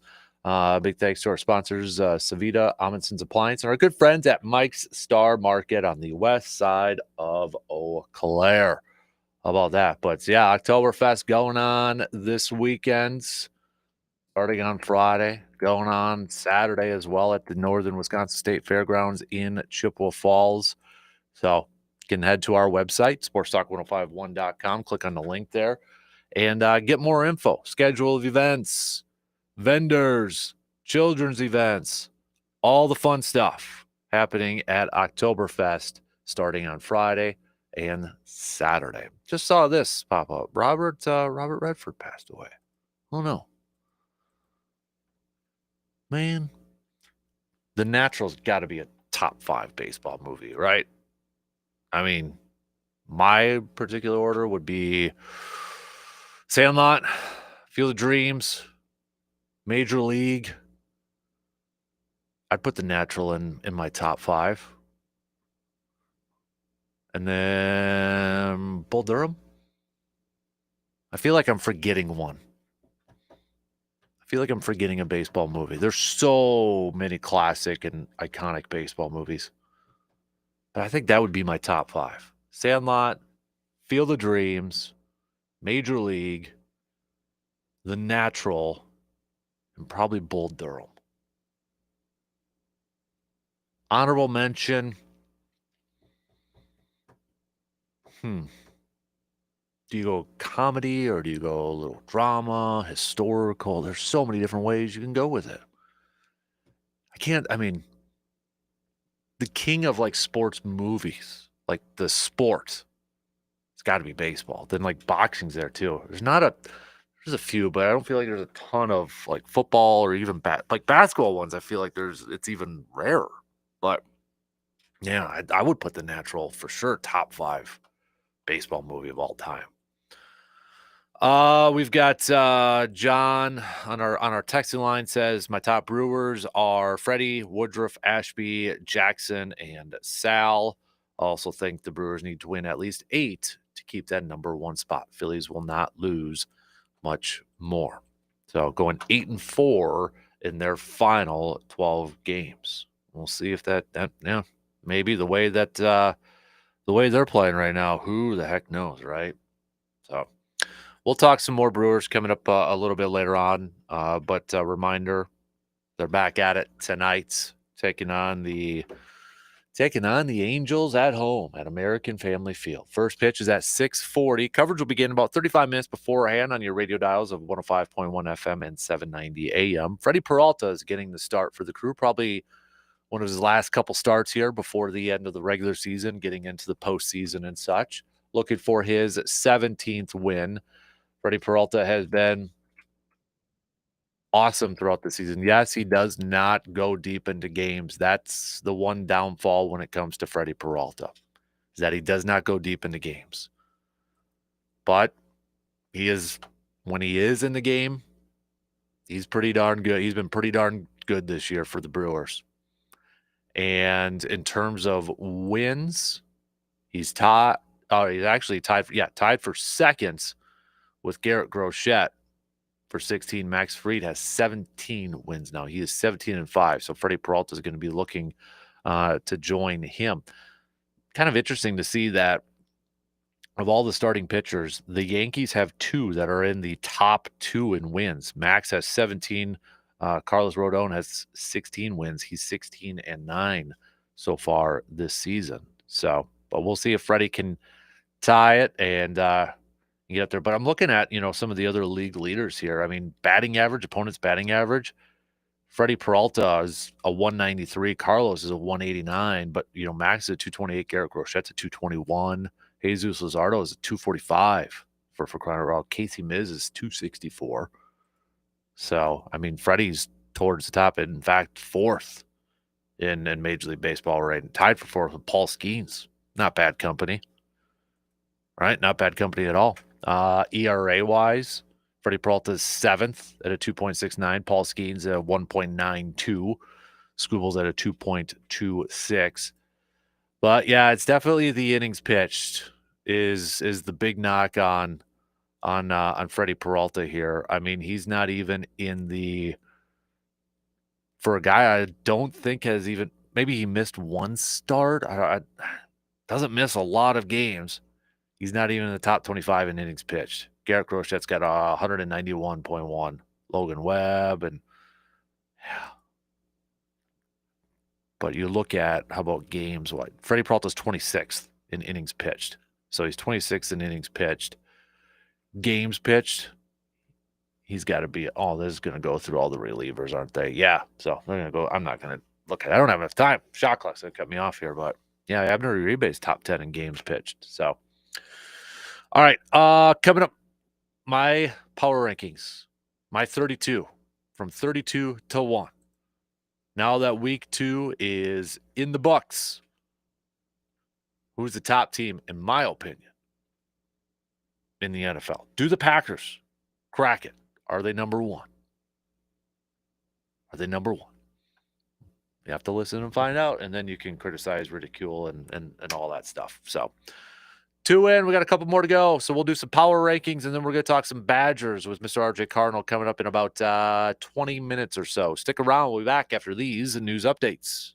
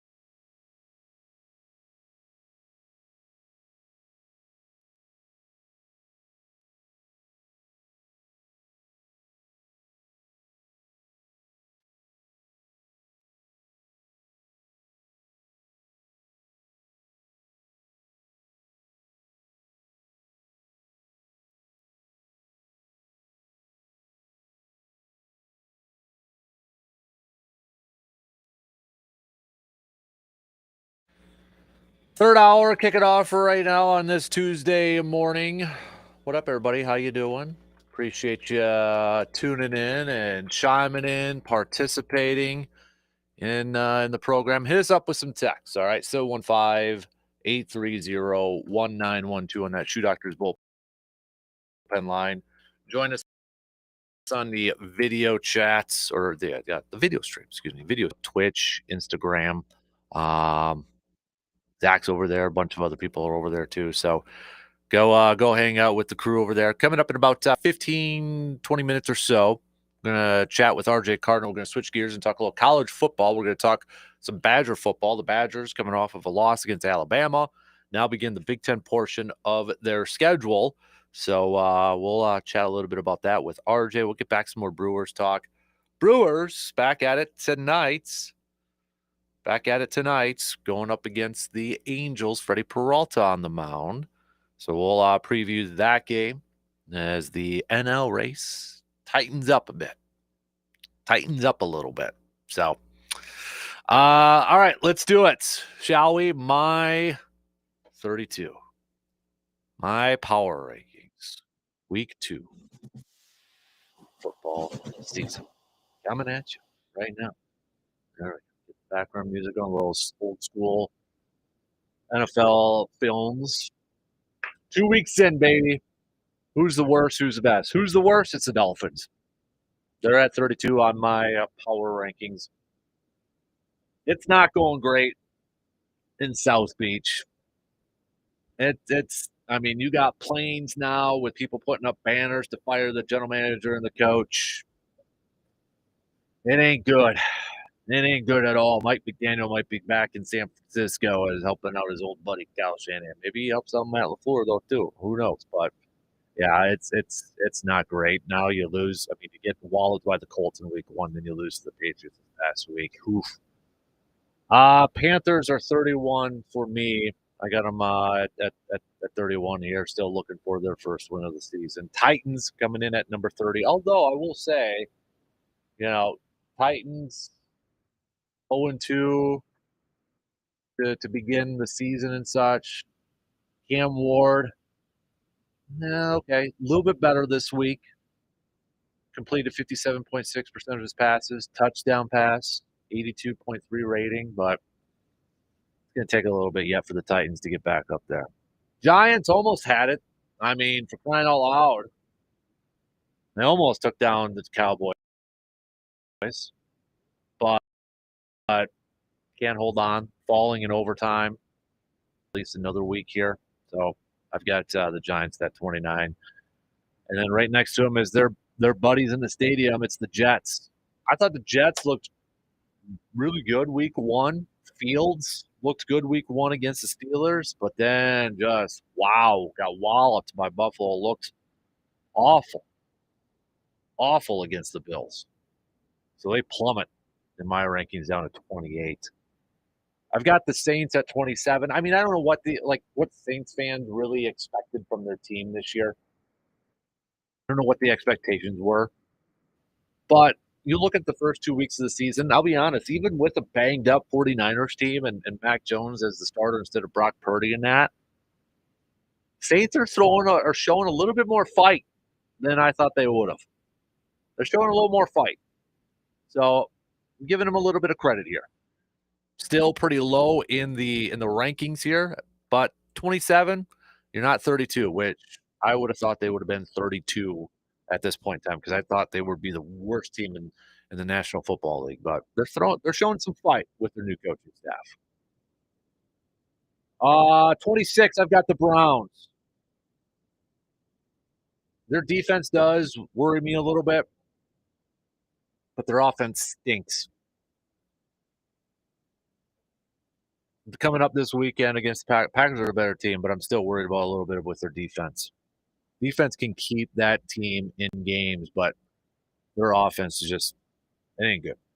It ain't good. I've got the Bears at 25. How you feeling, Bears fans, right now? Just be honest with me. The state of your team, the state of your franchise. How you feeling? How you feeling about Caleb Williams. How you feeling about your general manager, Ryan Poles? Can't be feeling too good right now, right? Yeah, 25. Texans 24, 0-2 to begin the season. I'm not ready to shut the door on the Texans of winning this division and making the postseason yet. I'm not there yet. But starting 0-2 and with the Colts starting 2-0, you're digging yourself into a hole here, man. And you're going to have to get out of it fairly soon. Patriots at 23, picking up the win this past weekend against the the Dolphins here. You look at the Patriots, I think if you're a Patriots fan, you're feeling like you probably don't have high expectations for this year, but you're feeling like, okay, there's some good stuff here going on. You lose to the Raiders week 1 by a touchdown. You put up 33 against the Dolphins here. Mike Vrabel's leading the charge. Thinking maybe in a couple years, you got some nice pieces over there. I would say the arrow's trending upward. Cowboys at number 22. I mean, they were close to being 0-2 to start the season, but I will say this: Cowboys offensively are actually doing a little bit better than what I anticipated, what I expected. But I still got them at 22 because you almost lost to the Giants. Jaguars at 21, blowing the lead against the Bengals and a backup quarterback. I mean, come on now. Then you got like Liam Cohen and Trevor Lawrence like doing something. Trevor Lawrence waving them off, Liam Cohen yelling at him from the sidelines. Not a great look. They both, toned it down and said nothing to deal with or nothing to worry about over there, but still not a great optics. But Raiders falling last night to the Chargers. I got them at number 20, number 19, the Broncos. Broncos a field goal away from beginning 2-0, but the Broncos were a very sexy pick to maybe win the division or make a deep postseason run. And the first 2 weeks have been a little underwhelmed by the Broncos, if I'm being honest. A little underwhelmed. Got Steelers at 18. They pick up a week 1 victory. Then they looked awful against the Seahawks. So what version are we going to get? Or is this kind of the Steelers team this year and it's going to end up being another 9-7 squad for Mike Tomlin? Speaking of the Seahawks, I got them at 17 ahead of the Steelers.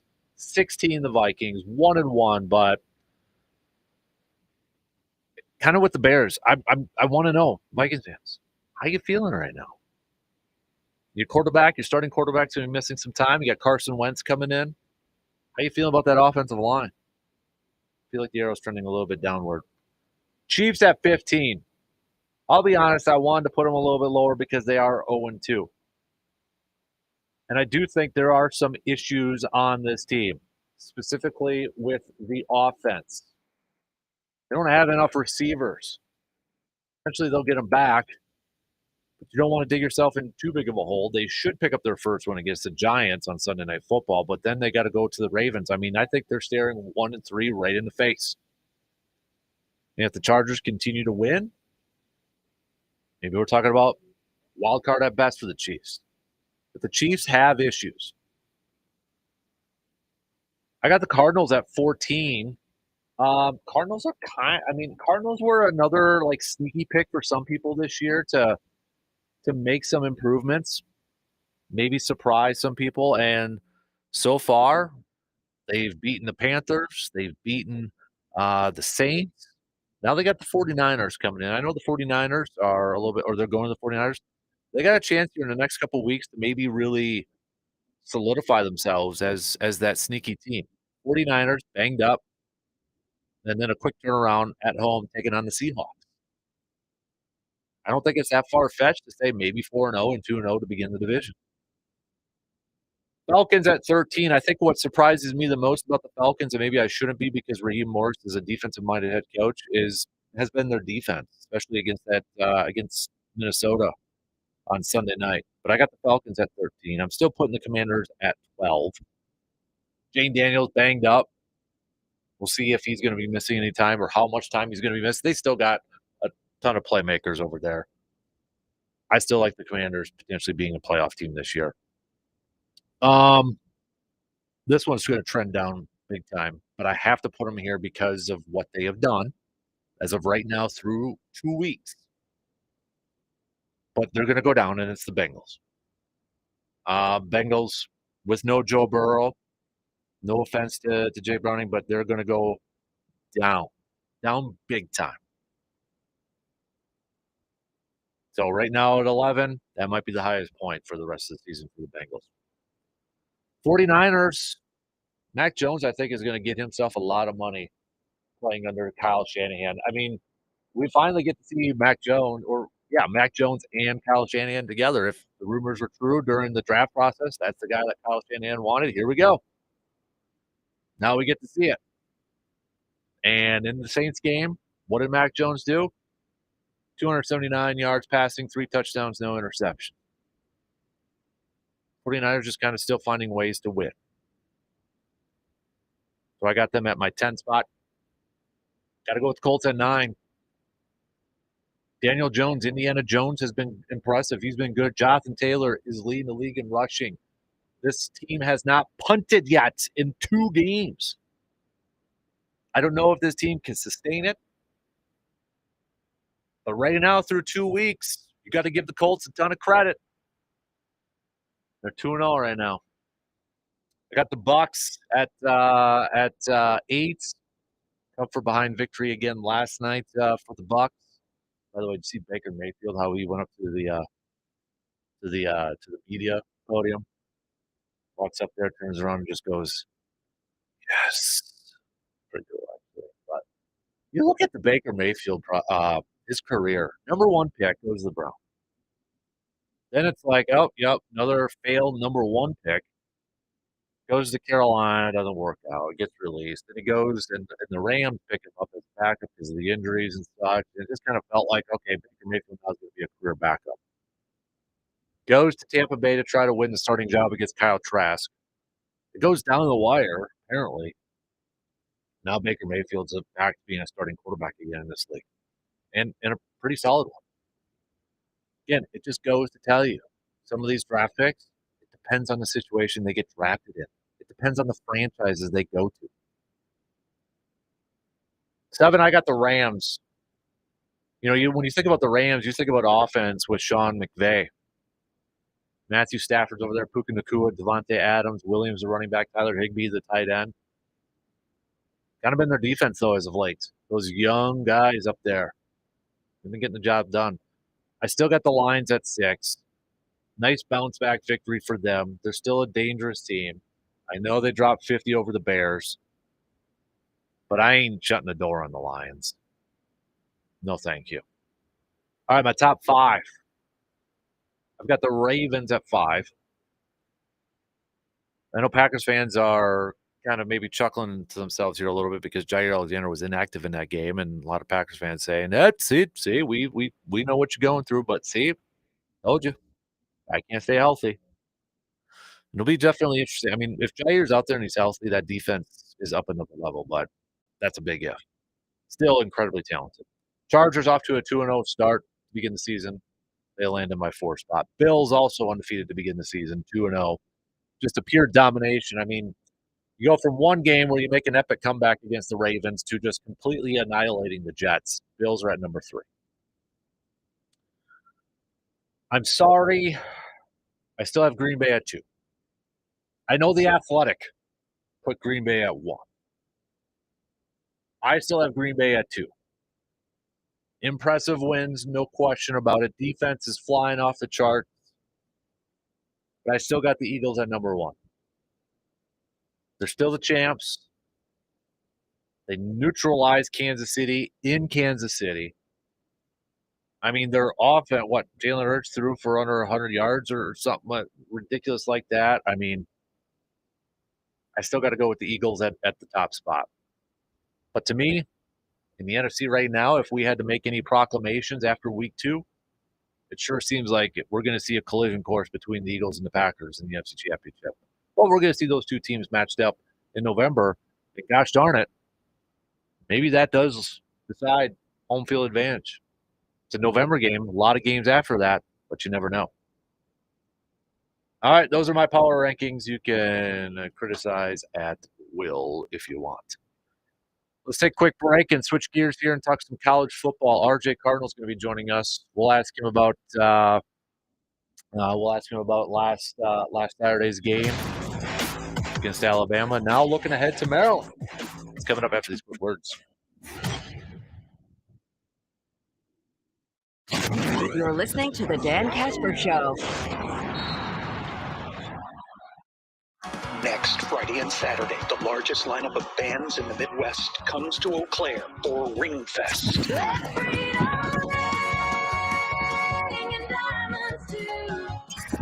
Lasker Jeweler and Diamonds presents Ringfest. Give me a ring, don't make me wait. It's a boot scootin', rootin', tootin', true love shootin', hoedown of rings. Ringfest. Featuring Lasker's best prices of the year, including a 10-gallon hat huge 5-carat lab-grown diamond engagement ring for only $59.95, $2,000 off the everyday price. Ring, one for each girl I knew. 2 days only. Ringfest. Stores over to Laskers.com. Make an appointment and you could win a $500 in-store credit. September 26th to 27th. Or more at Laskers.com. Service Master of Chippewa Valley is your local expert when it comes to fire and water damage, carpet and air duct cleaning, mold remediation, and trauma. They're when you need them, 24 hours a day, 365 days a year. Trust comes in the yellow truck. Learn more at ServiceMasterChippewaValley.com. Hi, I'm Maria, salon owner. You know the jingle. Now discover the facts about Ozempic, GLP-1. There's only one FDA-approved Ozempic made by Novo Nordisk. Learn about the real thing.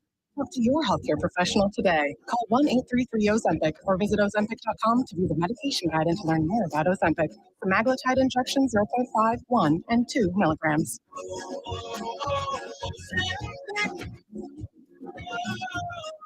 The NFL season is rolling along. Download the DraftKings Sportsbook app. If you haven't done so, make sure you use the code Patrick. If you use the code Patrick, you get $200 in bonus bets instantly when you place your first $5 bet. Plus, over $200 off NFL Sunday ticket from YouTube and YouTube TV. In partnership with DraftKings, the crown is yours. Gambling problem? Call 1-800-GAMBLER. In New York, call 877-8-HOPE-NY or text HOPE-NY 467-369. In Connecticut, help is available for problem gambling. Call 888-789-7777 or visit ccpg.org. Please play responsibly on behalf of Boot Hill Casino and Resort in Kansas. 21 plus age and eligibility varies by jurisdiction. Fees may apply in Illinois, void in Ontario. Bonus bets expire 7 days after issuance. See sportsbook.draftkings.com/promos. NFL Sunday ticket offer for new subscribers only and auto renews until canceled. Digital games and commercial use excluded. Restrictions apply. Additional NFL Sunday ticket terms at youtube.com/go/NFL Sunday ticket/terms. Limited time offer. Rapid radios are instant push-to-talk walkie-talkies with nationwide LTE coverage. For a limited time, get 60% off and free UPS shipping at rapidradios.com. Use code RADIO for an extra 5% off. Thanks for listening. And thanks for checking out our live stream on YouTube and Facebook. And thanks for not mentioning that spot on Dan's shirt. I guess that's why he never wears white. You can't handle the truth. The Dan Kasper Show.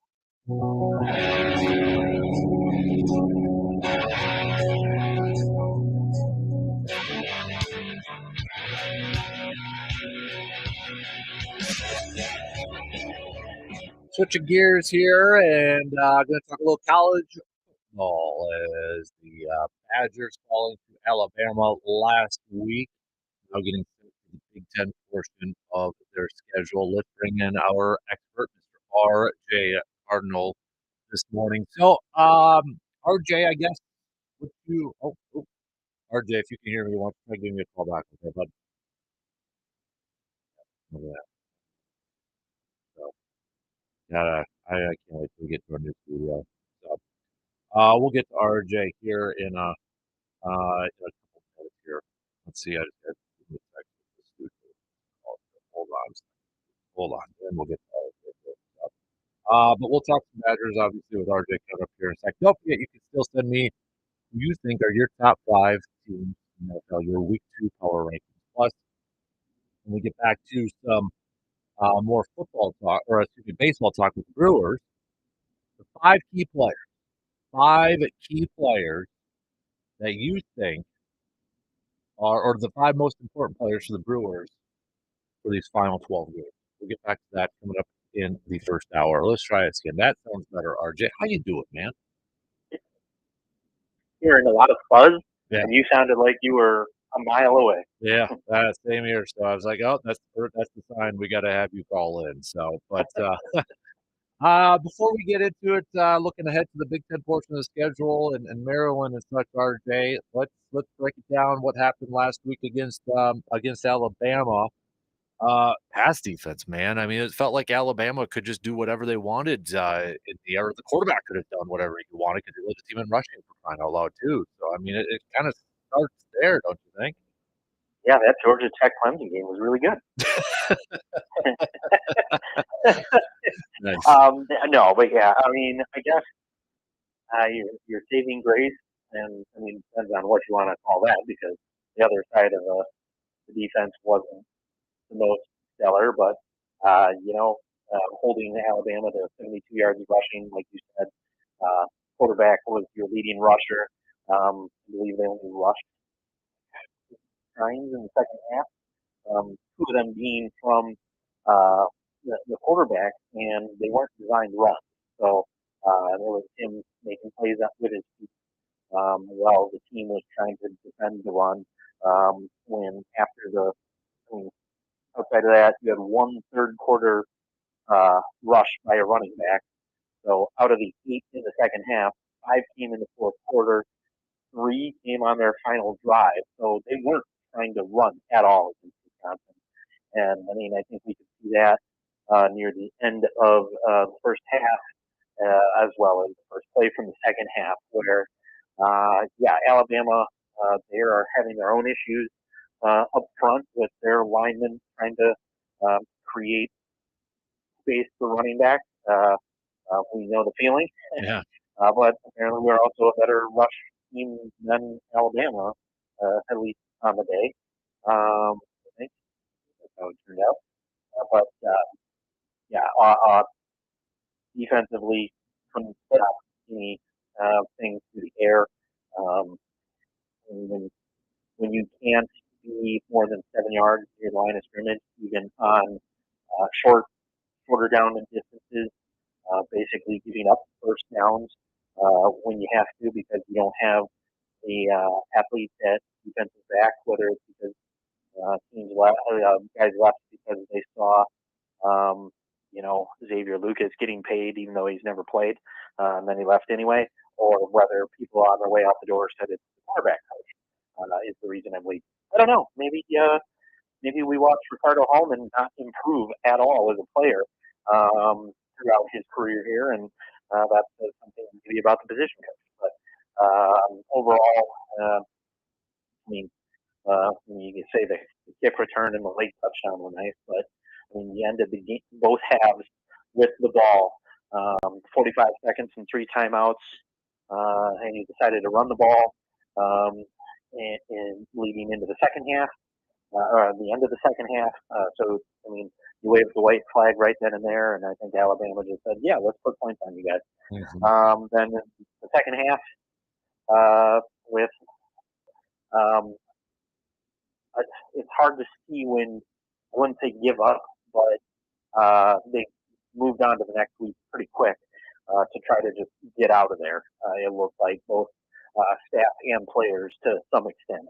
So it was a disconcerting loss. Did we think it was going to be a win? No, but we had talked about ways to lose and have it be okay. That was not one of them.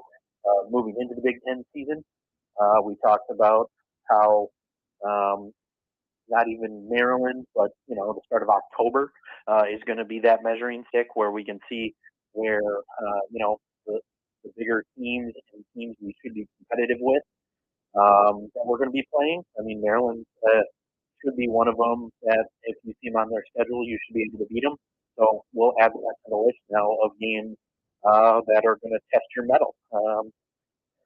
And yeah, I mean, there's no way to look positively at the upcoming Big Ten slate and think this team is going to find more wins to become bowl eligible. Man, all right. So, I mean, let's kind of look ahead to Maryland here. I mean, you're kind of painting a poor picture for me right now, RJ. I mean, does Maryland present a challenge here for Wisconsin, or what are some of the keys to victory here? I mean, what's your thoughts here? Well, passing wise, Maryland averages 266, almost 267 yards per game. That's not good.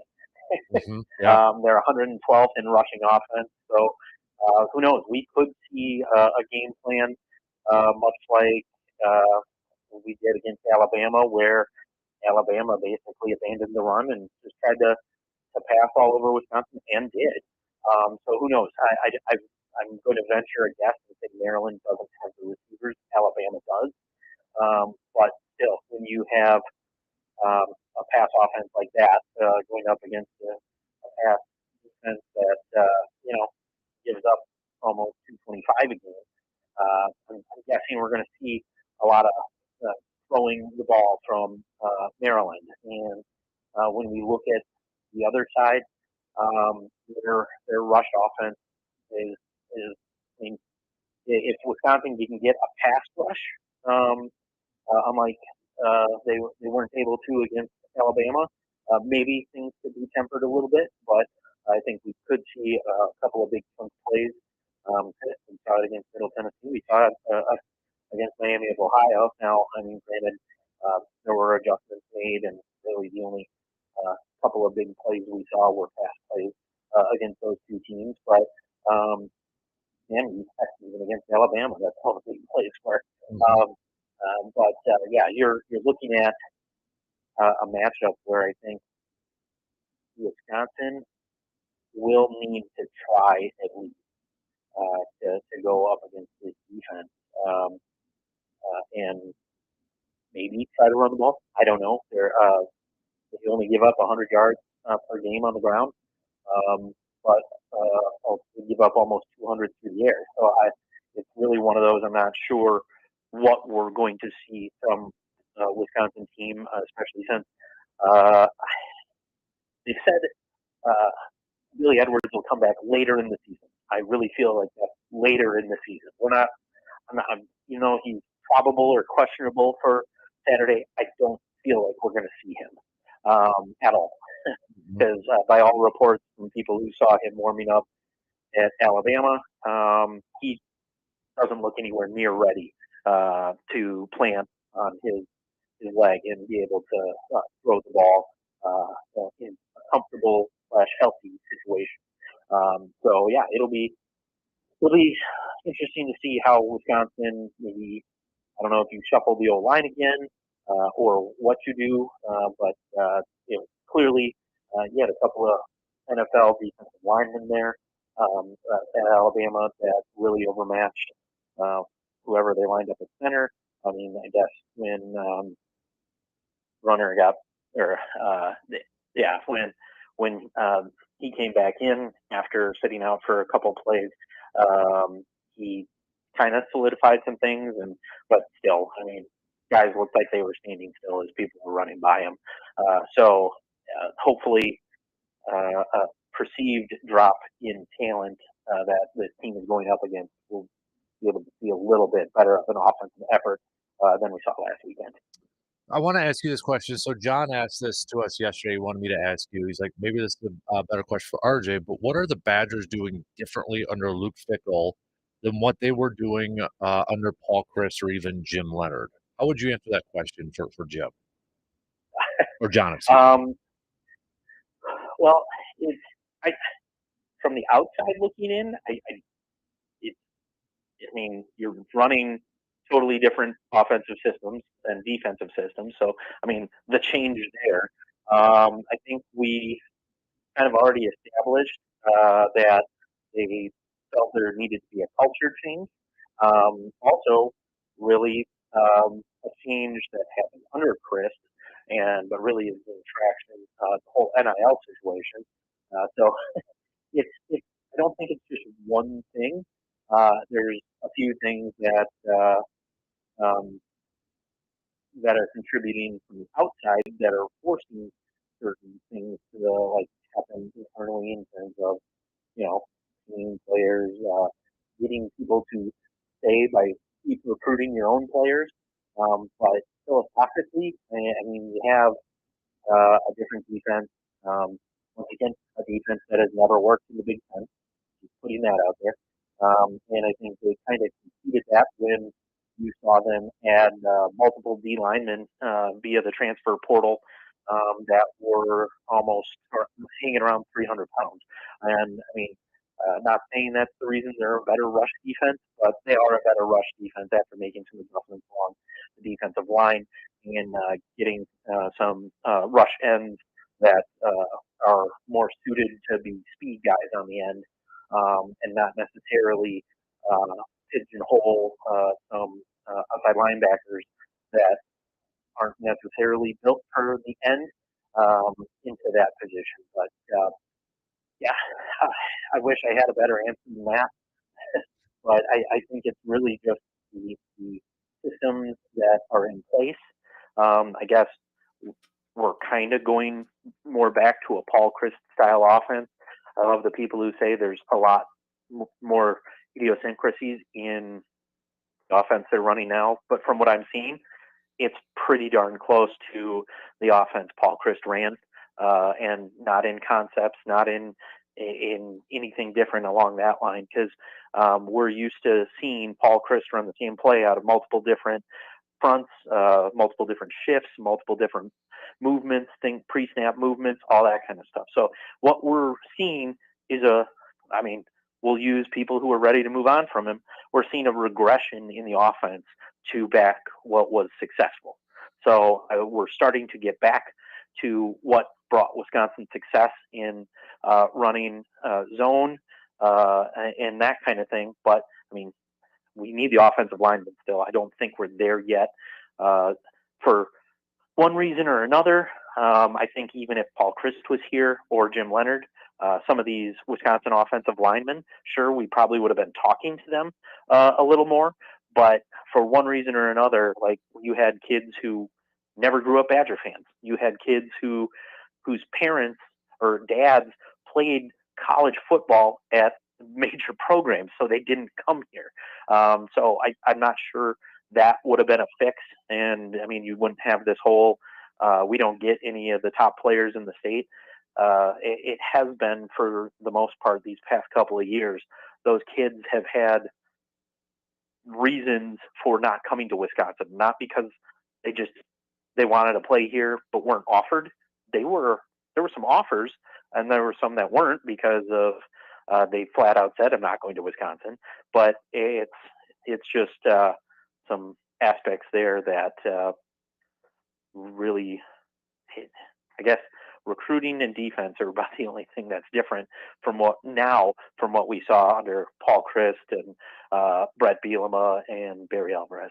RJ, I noticed after the game you had retweeted Jesse Temple's opening remark or Luke Fickell's opening remark after the Wisconsin loss. Was there something in that opening remark that stood out to you or you found ironic or anything?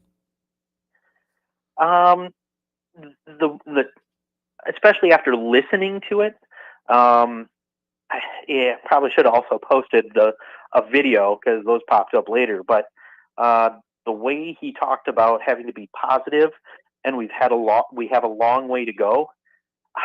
That didn't sound like he was talking about there's a lot of the season left, because then you say that.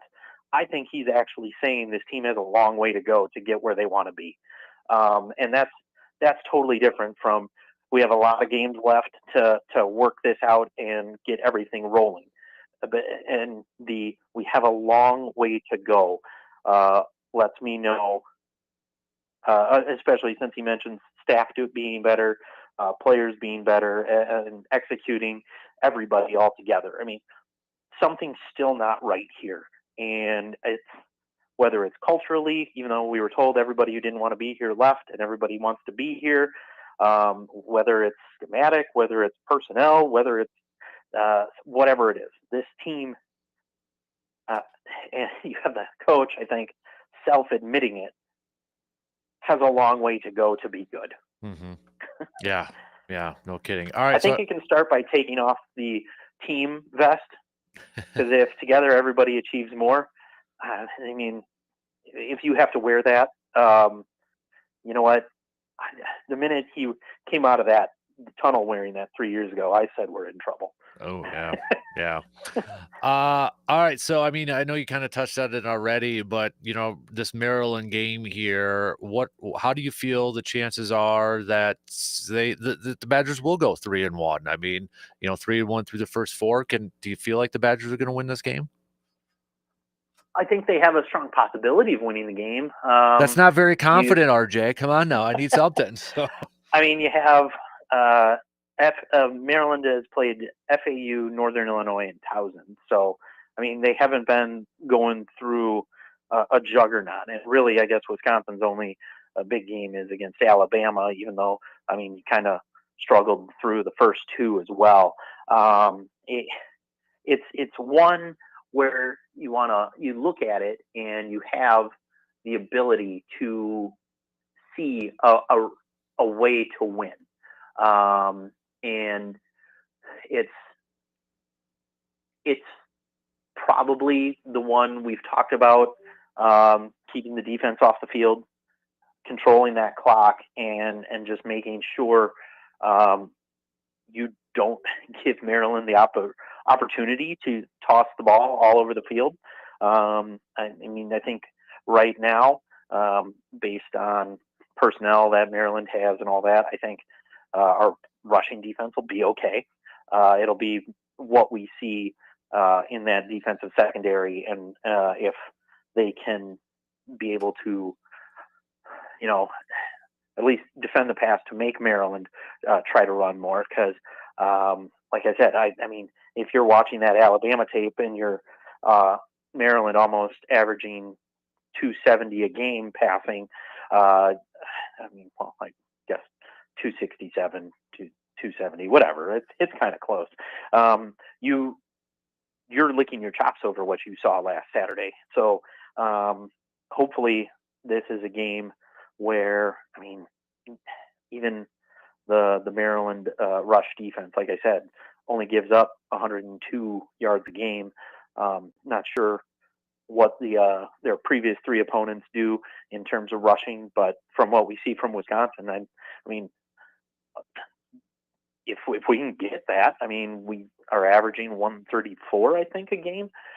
Whether that's, I mean, the end arounds or between the tackles or Danny O'Neal rushing, it's happening. So, I mean, if we can keep that ball and keep the possession time in our favor, I think we see Wisconsin pull one out. But, I mean, if that doesn't happen and you're giving up 80-yard touchdowns and things like that, and huge play chunks like every other play, you're definitely going to see probably people leaving at halftime, then at then after jump around, and it'll be an easy drive home for everybody because nobody will be at the game anymore. Man, all right, your official prediction right now is what? Before I let you go. Well, I'm still trying to figure out how we opened at 6.5 favorites and people are betting it up to 9.5 now. Oh man. Well, I mean, I do know why, because everybody's taking Maryland. So, and I mean, after that could be a very simple overreaction to what happened this weekend. So, I mean, I think you could see a game where both teams maybe can put up points. The weird thing is, even with the Alabama game, Wisconsin's only giving up 16 points a game, and Maryland's giving up 11, where they score 34, Wisconsin scores 24. So, I mean, based on your averages alone and your differential there, I mean, you're looking at teams that, or a team that on paper should be the favorite, but isn't. But I mean, I guess I could see, like, we'll say 27-21 Wisconsin. All right. All right. At least you give me a little optimism here, man. So I Right? needed that. So Once again, not a cover, by the way. right, right. He's RJ Cardinal, our Badger analyst, dude. Good stuff as always. Appreciate the time, man. Enjoy the game. Hopefully it's a W, and we'll chat with you again soon. Okay. That sounds good. We will talk to you later. You got it. RJ Cardinal joining us here this morning. All right, let's take a quick break. We got Grind My Gears, a little Toyson Ford Grind My Gears. We'll hit that up. A whole lot more, too. More Brewers talk. All that good stuff. We'll be back in just a couple minutes.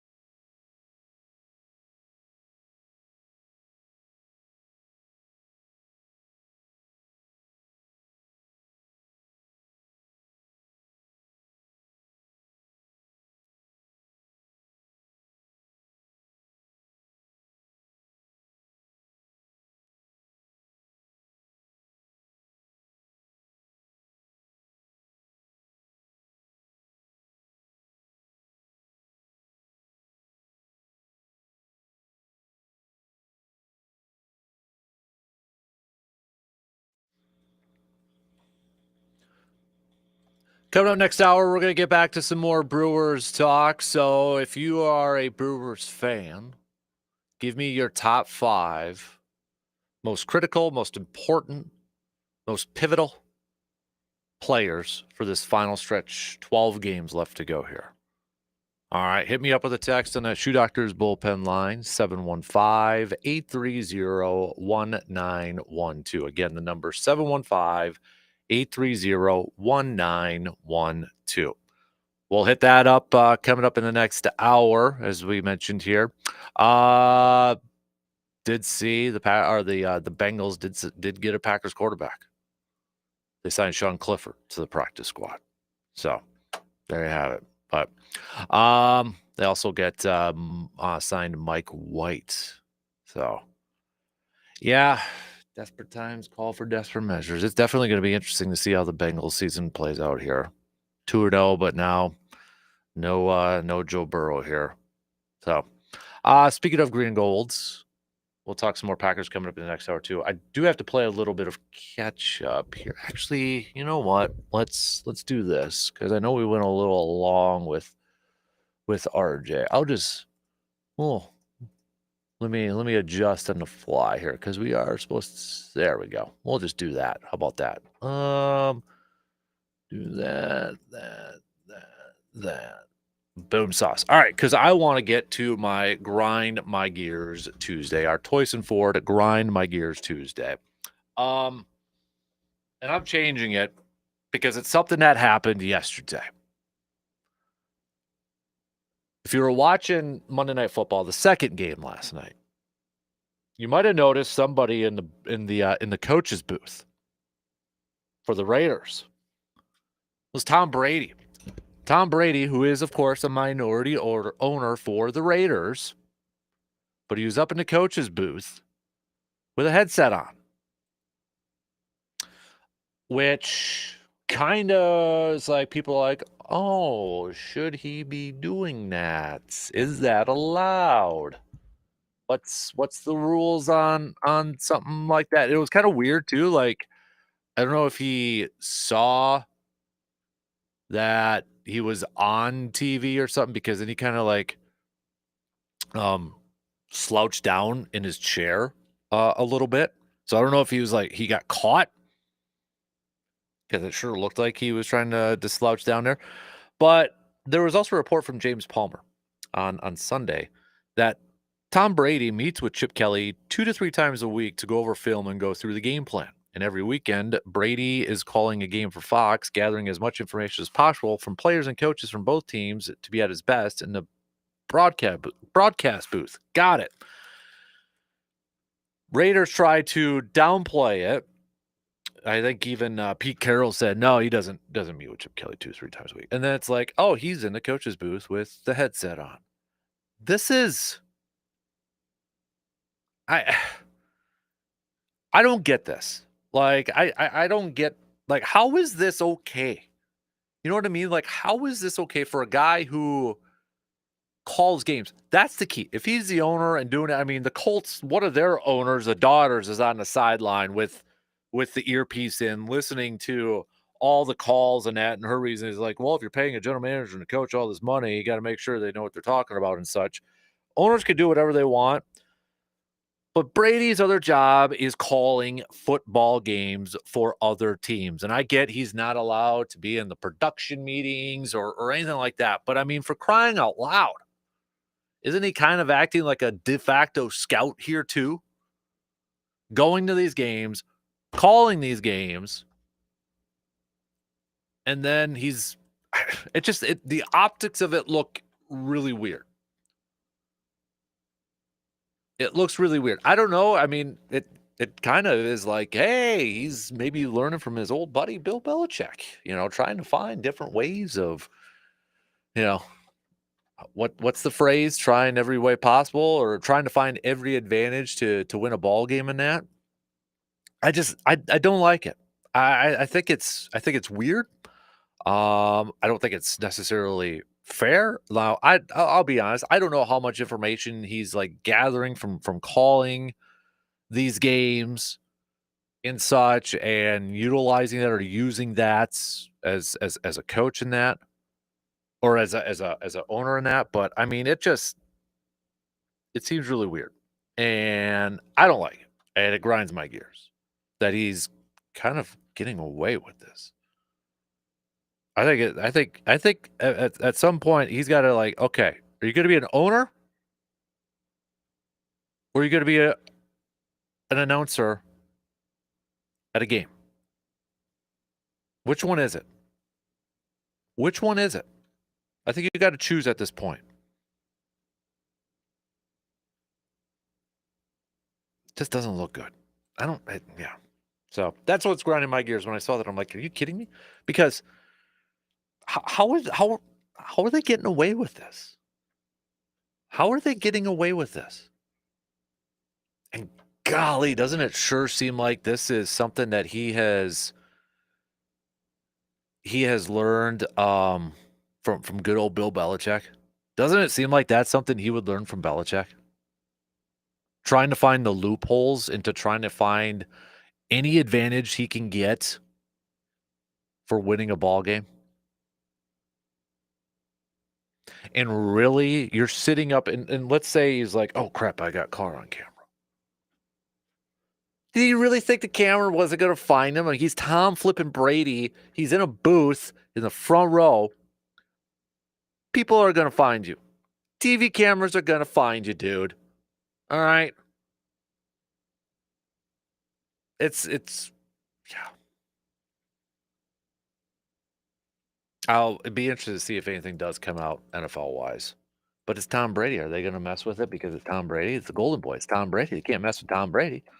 Although they did kind of deflategate that, but maybe that's why they're like not touching that anymore. So, all right.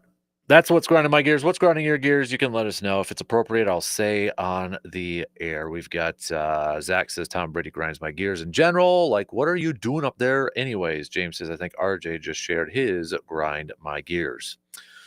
Yeah, I think Badger football just in general could be a lot of people's grinding gears. Right, as we met somebody earlier this morning, they're grinding their gears was the Badger offensive line.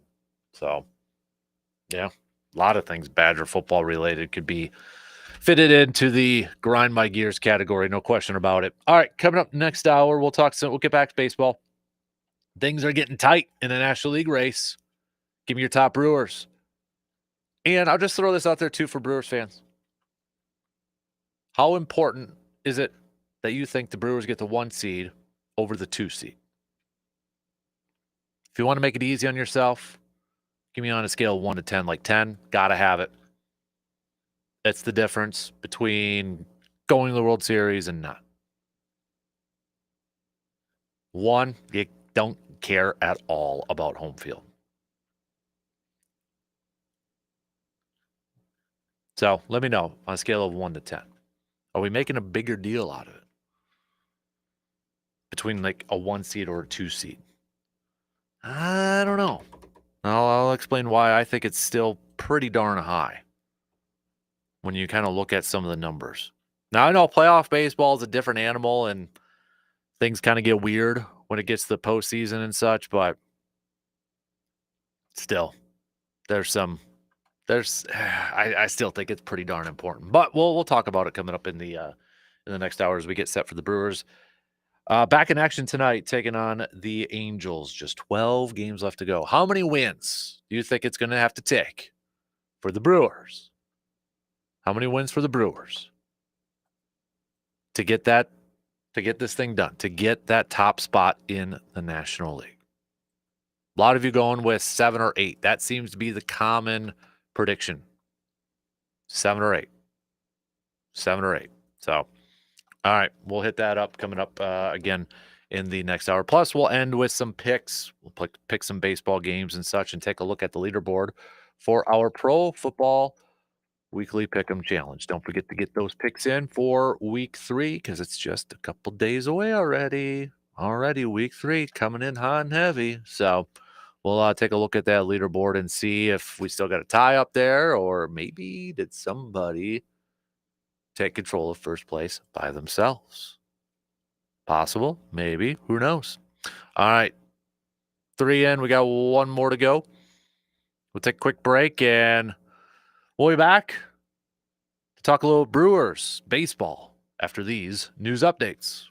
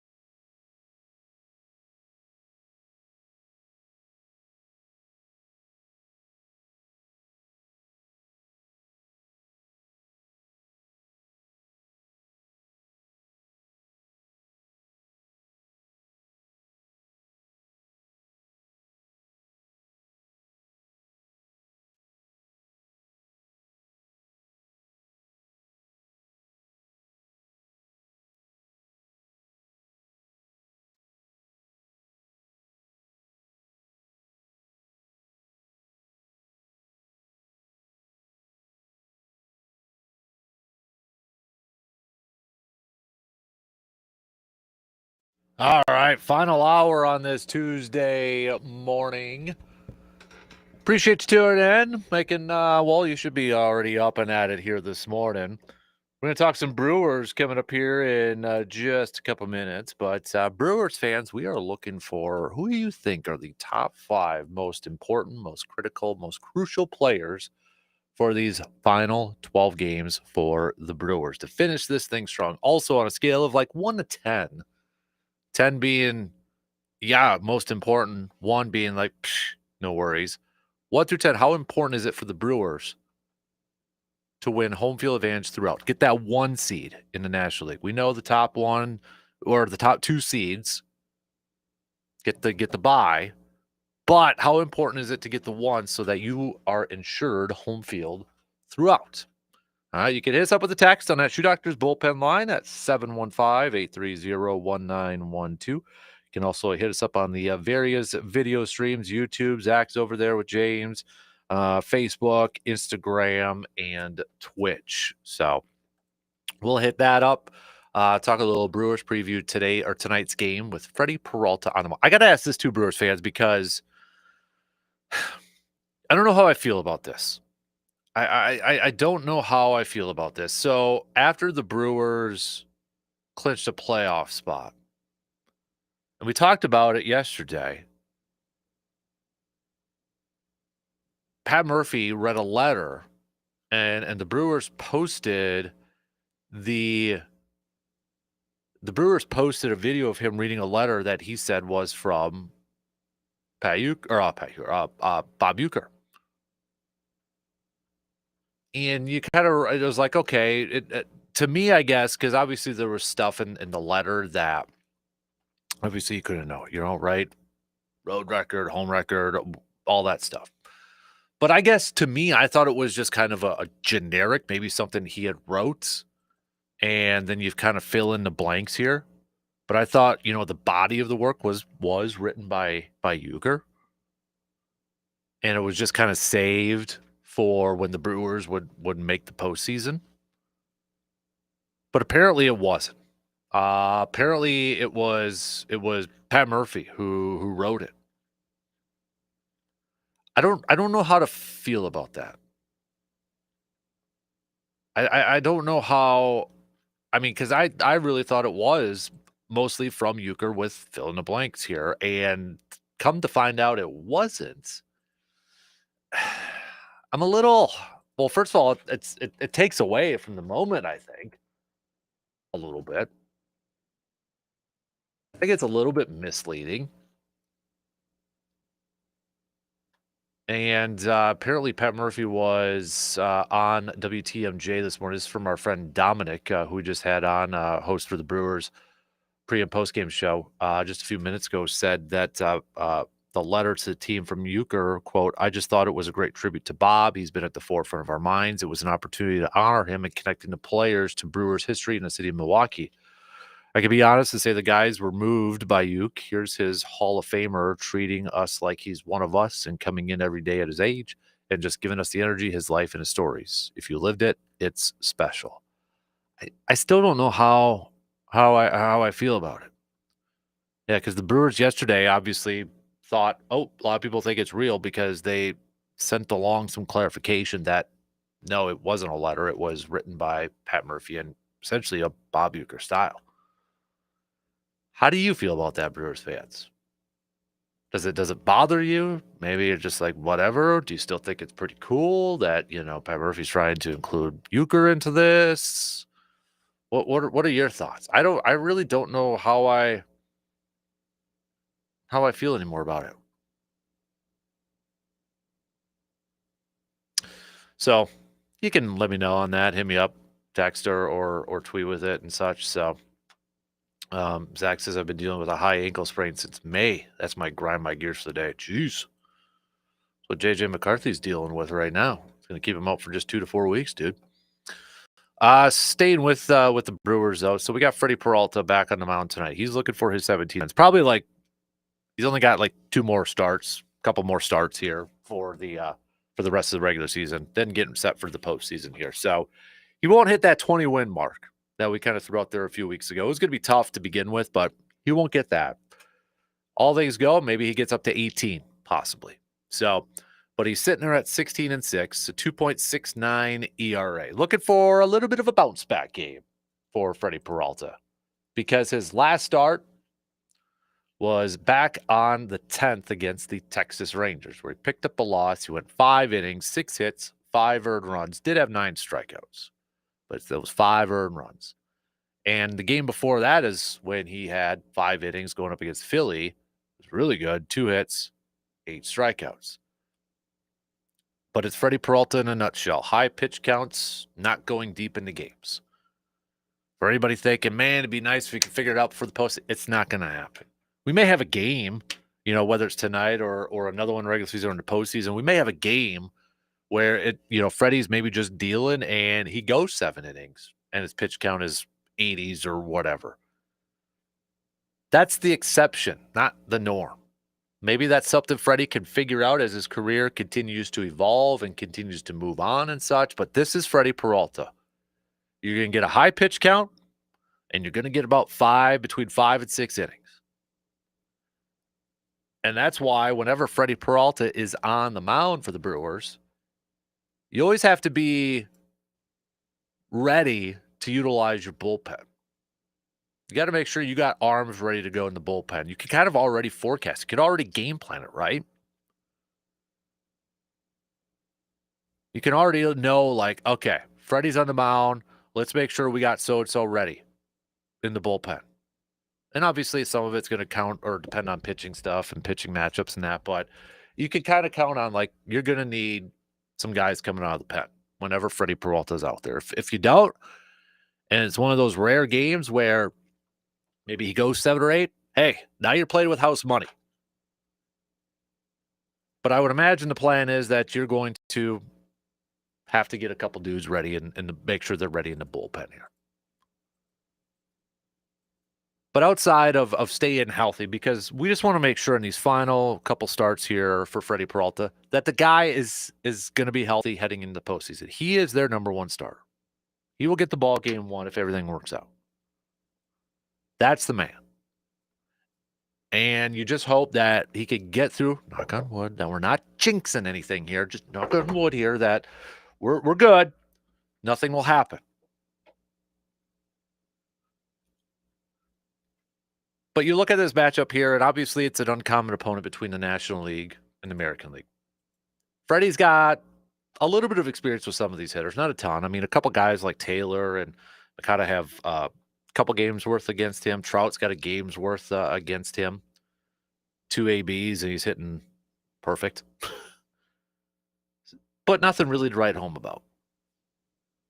And then on the flip side, you've got a guy who's been up and down, spent a lot of time in the minor leagues this year. Caden Dana going for the Angels, youngster, 21 years old. Big guy, 6'4", 200 plus.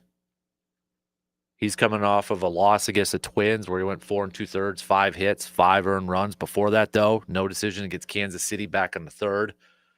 5 innings, 2 hits, 1 earned run.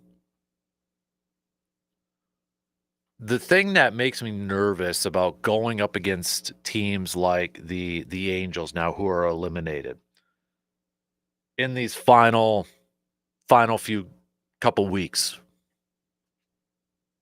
are these teams that, like, all right, we got nothing to play for. Just go out there and have some fun. Let's play a little loose. Let's end the season on a high note. Let's just have some fun. A lot of times those are the most dangerous teams because they're playing with house money. I mean, they got nothing to play for a postseason, so there's no pressure on their shoulders. They're just going out there playing loose. Maybe for some guys, are like, hey, I don't know where I'm going to be next year, so let's end this thing on a good note. That's what makes me nervous going up against teams like the Angels. Now, that's not every team that's out of a playoff contention. Some may just be like, let's get this thing over with. It's a long, grueling season. It's 162 dang games. I just want this done. I don't care how we do. And they may just like say, screw it, and just try to get through it, and they play awful baseball.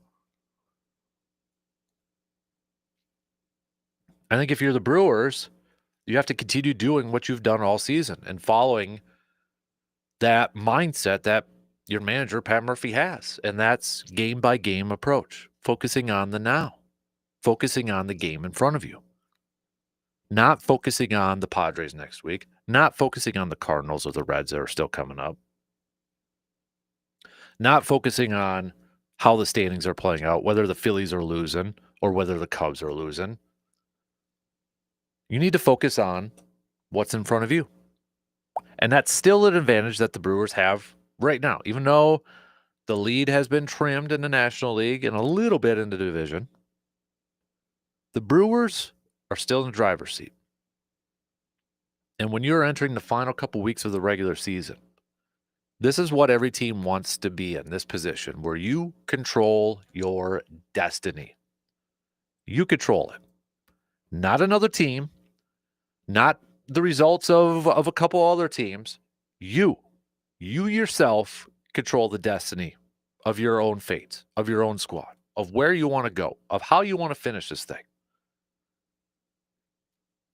If your goals are division championship and the 1 seed in the National League, you control it. You want those 2 things? Go get it.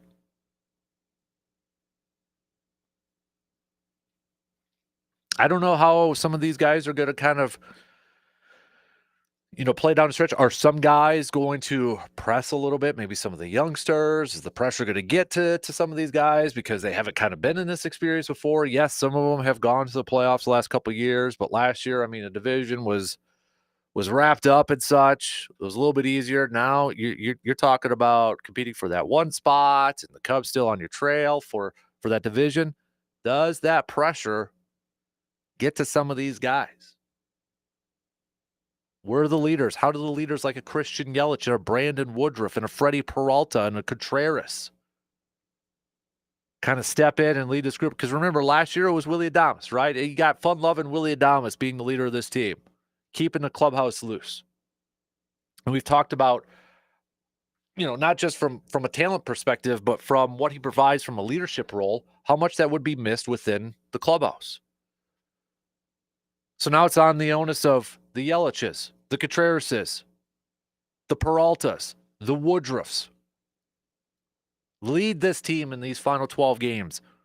Lead the youngsters who have not been in this position much before. It is on you. It is on you to help lead this ball club to finish with a division championship and potentially that top seed. If those are the main goals, which I don't know why division wouldn't be, but maybe 1 seed or 2 seed. I would imagine 1 seed's still a goal here, still something to play for. But I'm looking for those veteran leaders to help get this team across the finish line of the regular season and into the postseason playing some really good baseball. Because not only do I personally want to see the Brewers get that division and get the 1 seed,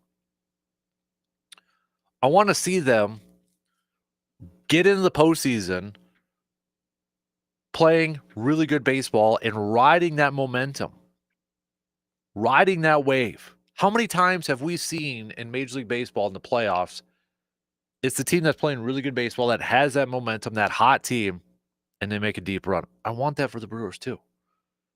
And hopefully that means because they have to wrap up this division and potentially the 1 seed, hopefully that in turn means a bunch of wins and in turn means that they're going to be playing with some momentum heading into the postseason. I hope so. But how important is that 1 seed overall to the Brewers? I think it's fairly important. I'll explain. We're going to take a quick break first, and we'll be back with more baseball talk coming up after these quick words.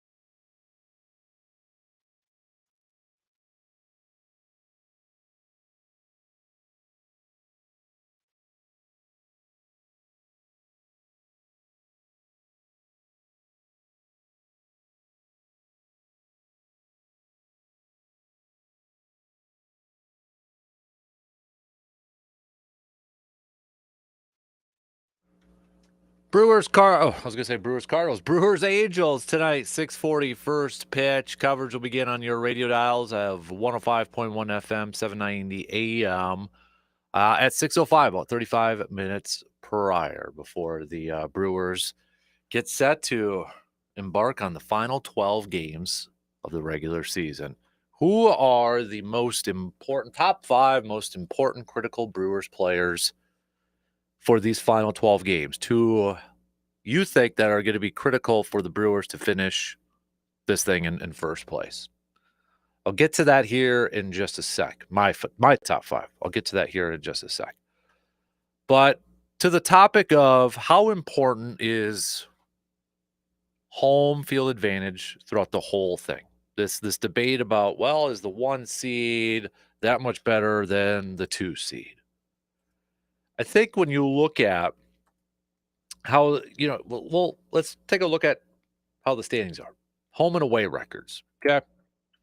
That may give us a little bit of a glimpse here. And it gives us a little glimpse why I still think having the number 1 overall seed would be a big benefit for the Brewers. It doesn't guarantee anything by any means, but to me, it would still be a big benefit. And when I see this, breaking it down just from the National League side of things, so assuming it's between the Brewers and the Phillies right now for 1 or 2. Brewers away record, they're 10 games above 500. Not bad, right? Not bad at all. I mean, when you look at it from the National League, that's the best in the National League. Okay. The next highest is you got the Cubs at 40 and 35. Okay. So, I mean, the Brewers have a very solid road record. And when you look at it across Major League Baseball, if you include the AL, the Brewers have the most wins on the road. So, yes, they play well on the road. I'll give them that. However, when you look at Brewers' home record, 48 and 27. And if we're looking at the Phillies, just kind of comparing these two teams in that battle for that 1 spot, the team that has the most wins at home this year in all of Major League Baseball is the Philadelphia Phillies. They're 51 and 24. I don't want to have to go to their house if I don't have to. I don't want to go to their park if I don't have to in the postseason, okay? So if I could avoid that as a team, I'm trying to do that. And to add on to that,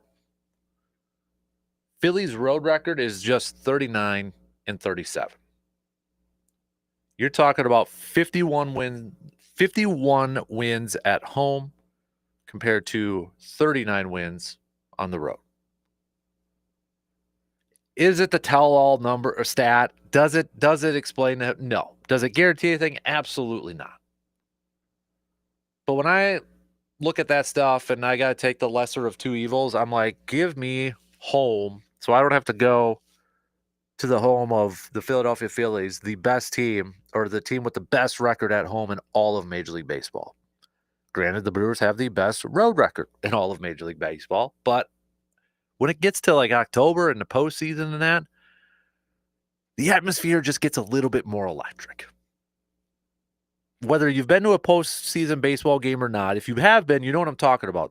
Those environments are awesome. But you can even tell the difference if you're listening or watching. It gives you like an added extra element. And I want that more times in Milwaukee than elsewhere.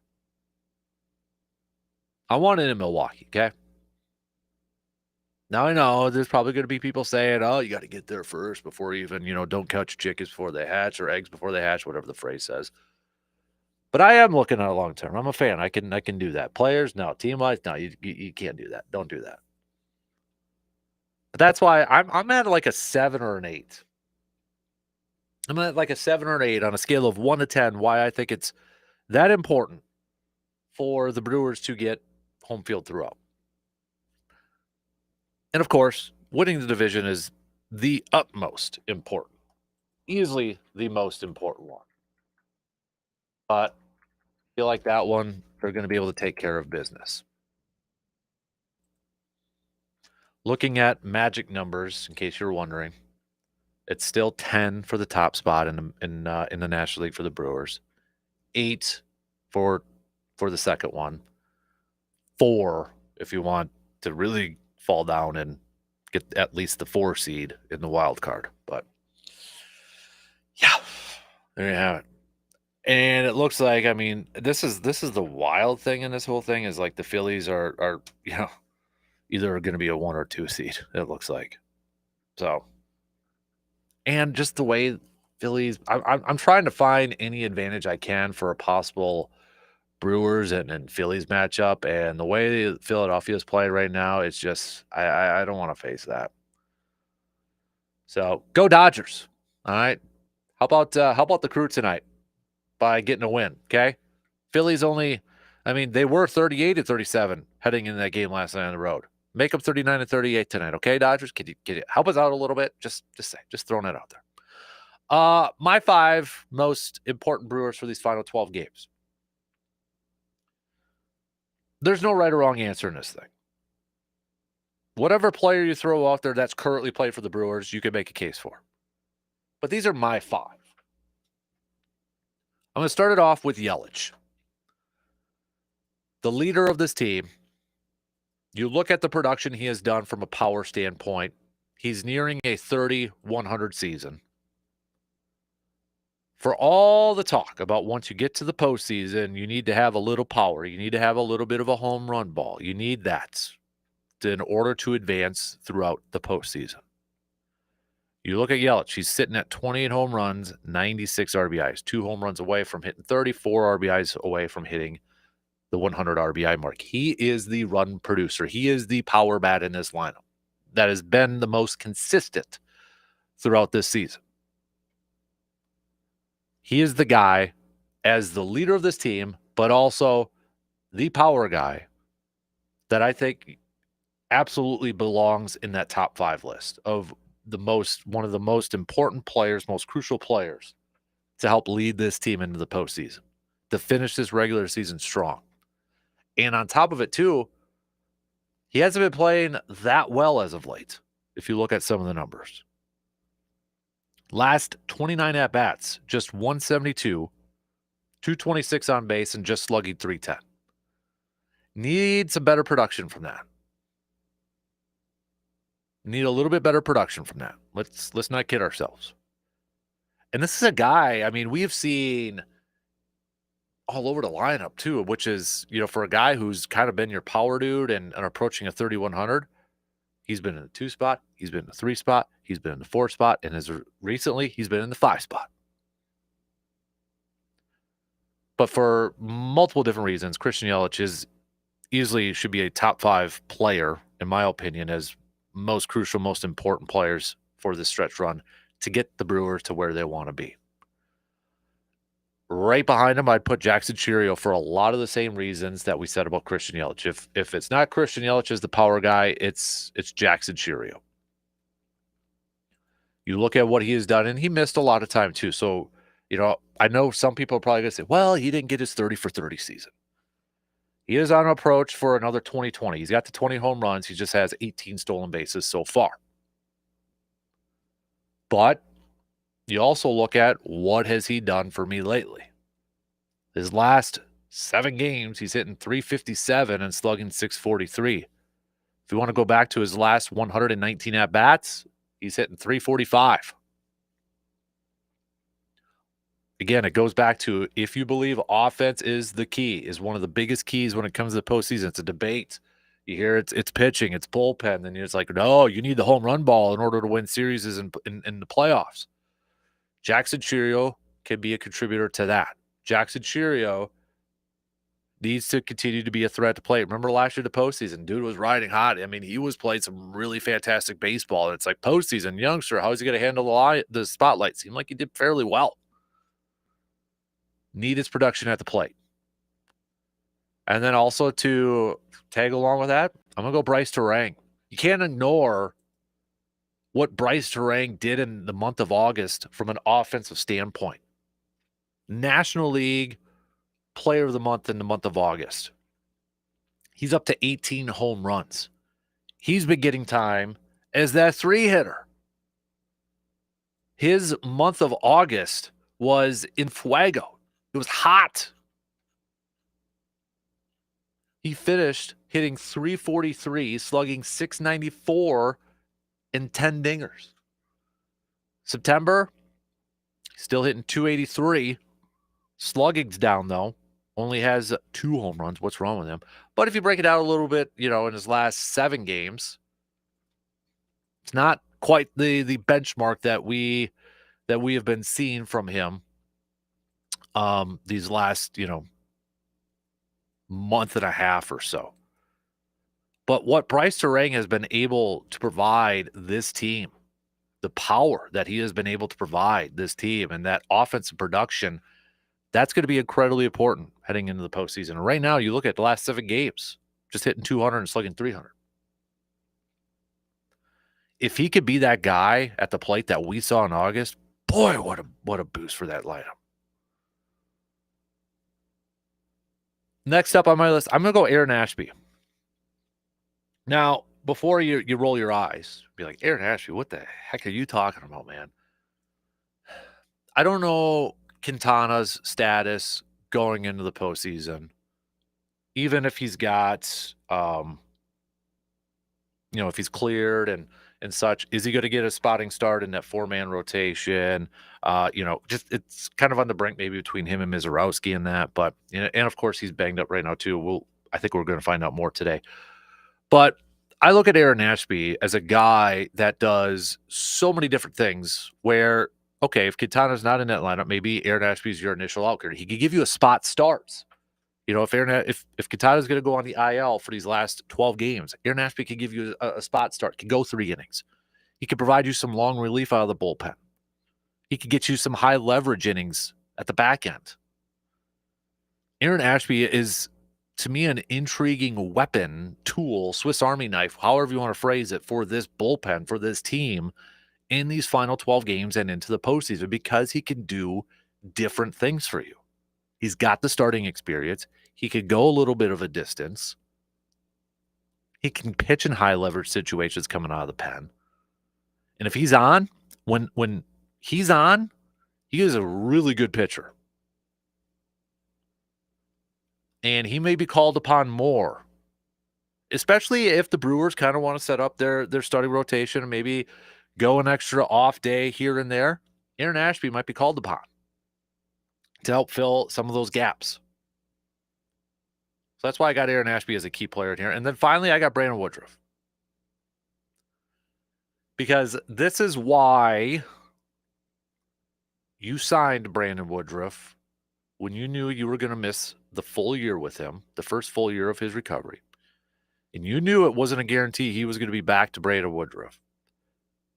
And you didn't quite know when he would make his return in year 2. But this is why you signed him, to keep him around, is for moments right now. To finish this season strong and to rely on him when it comes to the postseason. This is the moment. When you go back to almost 2 years ago, when the Brewers decided to keep him around after suffering that major shoulder injury that could have ended his career. Brewers said, we're going to give you a 2-year deal. You stay here the first year, help you rehab, and then let's focus on year 2. Here we are with a first-place team in the division and a first-place team in the National League. This is why they kept Brandon Woodruff back. Or this is why they kept Brandon Woodruff around. For moments like this. And you look at what Brandon Woodruff has done this season, I think has exceeded expectations. I didn't know what to expect from Brandon Woodruff this year. And he came on strong. And this year in 11 games, he's 6-2 with a 3.32 ERA. He's coming off of his latest game on the 6th. 6 innings, 2 hits, no earned runs, 8 strikeouts against Pittsburgh. He struggled against Toronto beforehand, 4 1/3, 10 hits, 5 earned runs. But for the most part, Brandon Woodruff has been a solid pitcher. Now you factor in he's a veteran. He's one of the leaders of this team. He has immense respect throughout that clubhouse. He could be a guy that can help lead this team to where they want to go. Yeah, you got Freddie. You've got, you could say The Miz because kind of the up and down there. Quinn Priester, a little bit unknown yet, but a fantastic season. You could say all of those guys, and I would disagree with you. But for me, a key is going to be Brandon Woodruff. Remember what Christian Yelich said about him a couple months ago. That's the guy I want on the mound. If I have to go into a game and win a game, I want Brandon Woodruff. That guy has pitched in some big moments already throughout his career. And I think he's going to be key for not only these final 12 games, for how many starts how many starts he gets left, but also into the postseason.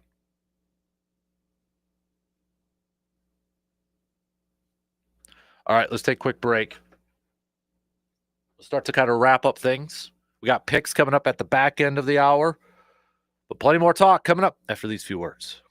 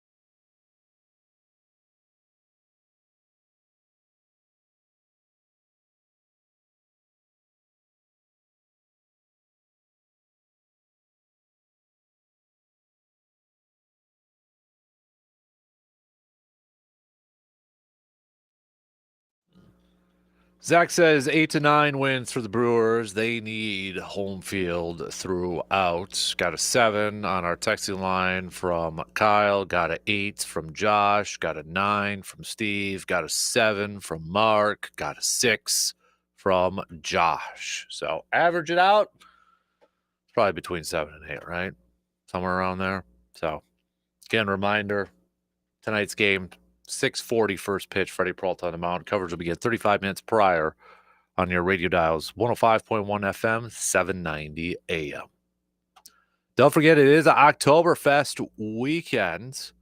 Lots going on at the Northern Wisconsin State Fair. Starting up on Friday, going on Saturday too. You could head to our website, sportstalk1051.com, and click on the Oktoberfest icon there for schedule of events, vendors, bands, all that good stuff. And then Friday morning before, it's Kegs and Eggs. Kegs and Eggs. It's kind of the kickoff to Oktoberfest. It's the 5th annual Kegs and Eggs. Happening at the Northern Wisconsin State Fairgrounds, 8 a.m. to 10:45 a.m. Breakfast, brats, beer, polka, Bavarian hats, and more. Attendees will get free entry to Oktoberfest, breakfast, and 1 free drink ticket. But donations for 4-H and Oktoberfest are encouraged, plus free hat for the first 25 people. So, right now, a current look of where things stand in Major League Baseball as we enter these last couple weeks. By the way, I was looking at MLB.com's predictions for a Gold Glove.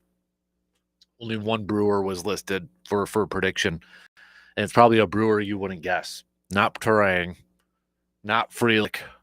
They actually picked Isaac Collins to win it in left field for the National League. How about that? No Frelick, no Terang, no Ortiz. None of those guys, but Isaac Collins, the rookie. Interesting. I don't know if that'll happen or not, but we'll see. Where do things stand currently right now in the last couple of weeks? Just a quick rundown of the standings before we take our final break and get to some baseball picks here. American League, you still got the Toronto Blue Jays on top. The Tigers sitting in second. Seattle holding on to their lead in the division over the Astros. Your wild card teams in the American League are the Yankees, Boston, and the Houston Astros. The Guardians, 3 games back, but the Guardians they're playing some really good baseball right now. They have won 4 in a row, 9-1 in their last 10. Rangers are also just 3 games back from getting a wild card spot too. But Cleveland's going up against Detroit, Texas going up against Houston. So that Texas and Houston series, that's a big one there for some standings. National League wise, Brewers still holding on to the top spot in the National League, but it's getting closer. Philadelphia has now joined the ranks of 90-win teams. They're 90-61. Brewers 91-59. Dodgers holding on to their spot in the West, getting a little closer there though with the Padres. Chicago is your top wild card team. Padres, the Mets holding on, but don't look now. Diamondbacks are just 1.5 back. And remember, Phillies play the Diamondbacks after this Dodger one too. Cincinnati is 2 back. Giants also 2 back. So that's where, and the Cardinals 4.5 back. I'm not shutting the door on the Cardinals yet. They're the cockroaches. They just won't go away. They won't go away. So that's where your standings are currently at in Major League Baseball with about, depending on your team, but for the Brewers wise, 12 games left to go. Packers return to practice. Really quick Packers note. Packers returned to practice yesterday. Not practicing was Zach Tom, Jane Reed, Bo Melton, Aaron Banks. Take this for what it's worth. Zach Tom, Bo Melton were off to the side with their helmets on, working out in the rehab group. Maybe that bodes well for their potential returns, especially Zach Tom. I mean, Packers are a better team than Cleveland. Okay, let's not bury the headline. The Packers are a better team than Cleveland. Don't think I'm breaking any news. However, if you would say you're not worried about Zach Tom not playing in this game, you're kidding yourself. Zach Tom playing in this game would be a huge boost for this team because of one player on the opposite side, and that's Myles Garrett. Because Jim Schwartz, I would imagine, is going to try to exploit the rookie Anthony Belton all day long. And if that means lining up Myles Garrett consistently across from him, he's going to do it. Myles Garrett's a guy that could line up, stand up over the middle, 2-point stance, 3-point stance, whatever the case may be. But if Anthony Belton is starting this game, Myles Garrett is going to be over there more times than not. If Zach Tom could play this game, I'd feel, breaking news, I'm still going to pick the Packers to win. But from just, making it a little bit easier on Jordan Love so he's not under so much duress in that, yeah, I'd like Zach Tom. So something to watch this week as more practice reports kind of come through, DNPs, limited, all that stuff. But Matt LaFleur did say yesterday that he is feeling better and sounds like they'll give him up to game time again to try to get ready. So fingers crossed. Plus, Zach Tom's one of their best, if not their best, run blocker. So it'd be nice to get him back in there and maybe help spring loose Josh Jacobs a little bit more here. All right, we'll take our final break, and then it's picks. So we're going to pick the Brewers to win tonight. What about that Phillies and Dodgers series? Dodgers going to help out the Brew Crew a little bit. We'll make those and more coming up after these quick words.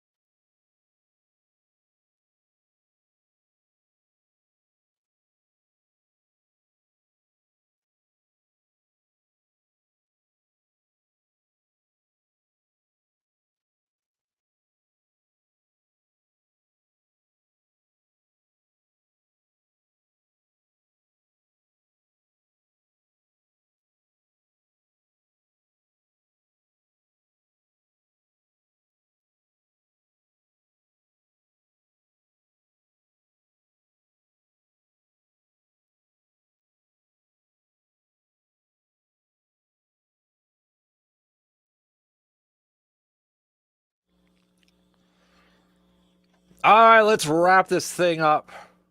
Let's get to some picks. Baseball picks. Atlanta taking on Washington. Screw it. I'll go with Atlanta on this one. Chicago Cubbies taking on Pittsburgh. Paul Skeens is on the mound. Cade Horton going for the Cubbies. He's not too bad either. 10-4 this year, 2.70 ERA. I am going to throw out some positive vibes to the Pirates. Paul Skeens, help out the crew. I know the crew always do you dirty, but come on. Help out the crew. Let's go with the Pirates tonight. Cleveland taking on Detroit. Cleveland playing hots, but I'm going to go Detroit tonight. Yeah, Atlanta, Washington doubleheader. I'm going to go Atlanta again because Chris Sales for the second game. Athletics and Boston. I'll go Boston. Padres taking on the Mets of New York. I'm actually going to go with the Mets in this one. Toronto taking on Tampa Bay. I'll go with the Blue Jays. Baltimore taking on the White Sox. I'll go I'll go Baltimore. Yankees, Twins. Going to go Yankees. Seattle's playing some hot baseball too. They're taking on the Royals. I'm going to go with the Mariners. We've got the Reds taking on the Cardinals. Reds walloped them last night. I'm going to go Cardinals tonight, though. Let's go Texas versus Houston. Houston got the win last night. I'll go Texas tonight. Miami, Colorado. I'll go Miami. San Francisco and Arizona. Another fantastic one here with Arizona getting the win last night. I'll go. We got Rodriguez on the mound for the Diamondbacks. So I'm going to go Giants. Sanchez, Ohtani, Philly, the Phillies, and the Dodgers. I'm going to go Dodgers tonight. And then Brewers taking on the Angels. Freddie Peralta's on the mound. Give me the crew. Give me the Brewers, man. Let's go. All right. Tomorrow, we got stock reports. Okay? Whose stock is up? Whose stock is down? Little wild card Wednesday coming at you tomorrow. So that's your homework assignment. Whose stocks are up? Whose stocks are down? Think about it. Let us know. Text us 715-830-1912 or join in tomorrow on the video streams. Hang out with Zach and company over there on the video streams and do some stock reports action, okay? So also, hopefully we're talking about a win, and we'll see where the playoff standings are at after tonight. Not going to be able to clinch the division or anything like that after tonight, but maybe we can inch a little bit closer, just a little bit closer to that thing for the Brewers. Have a fantastic rest of your day. Bill Michaels up next. Same place, same time, tomorrow morning, 6 a.m. Talk to you then.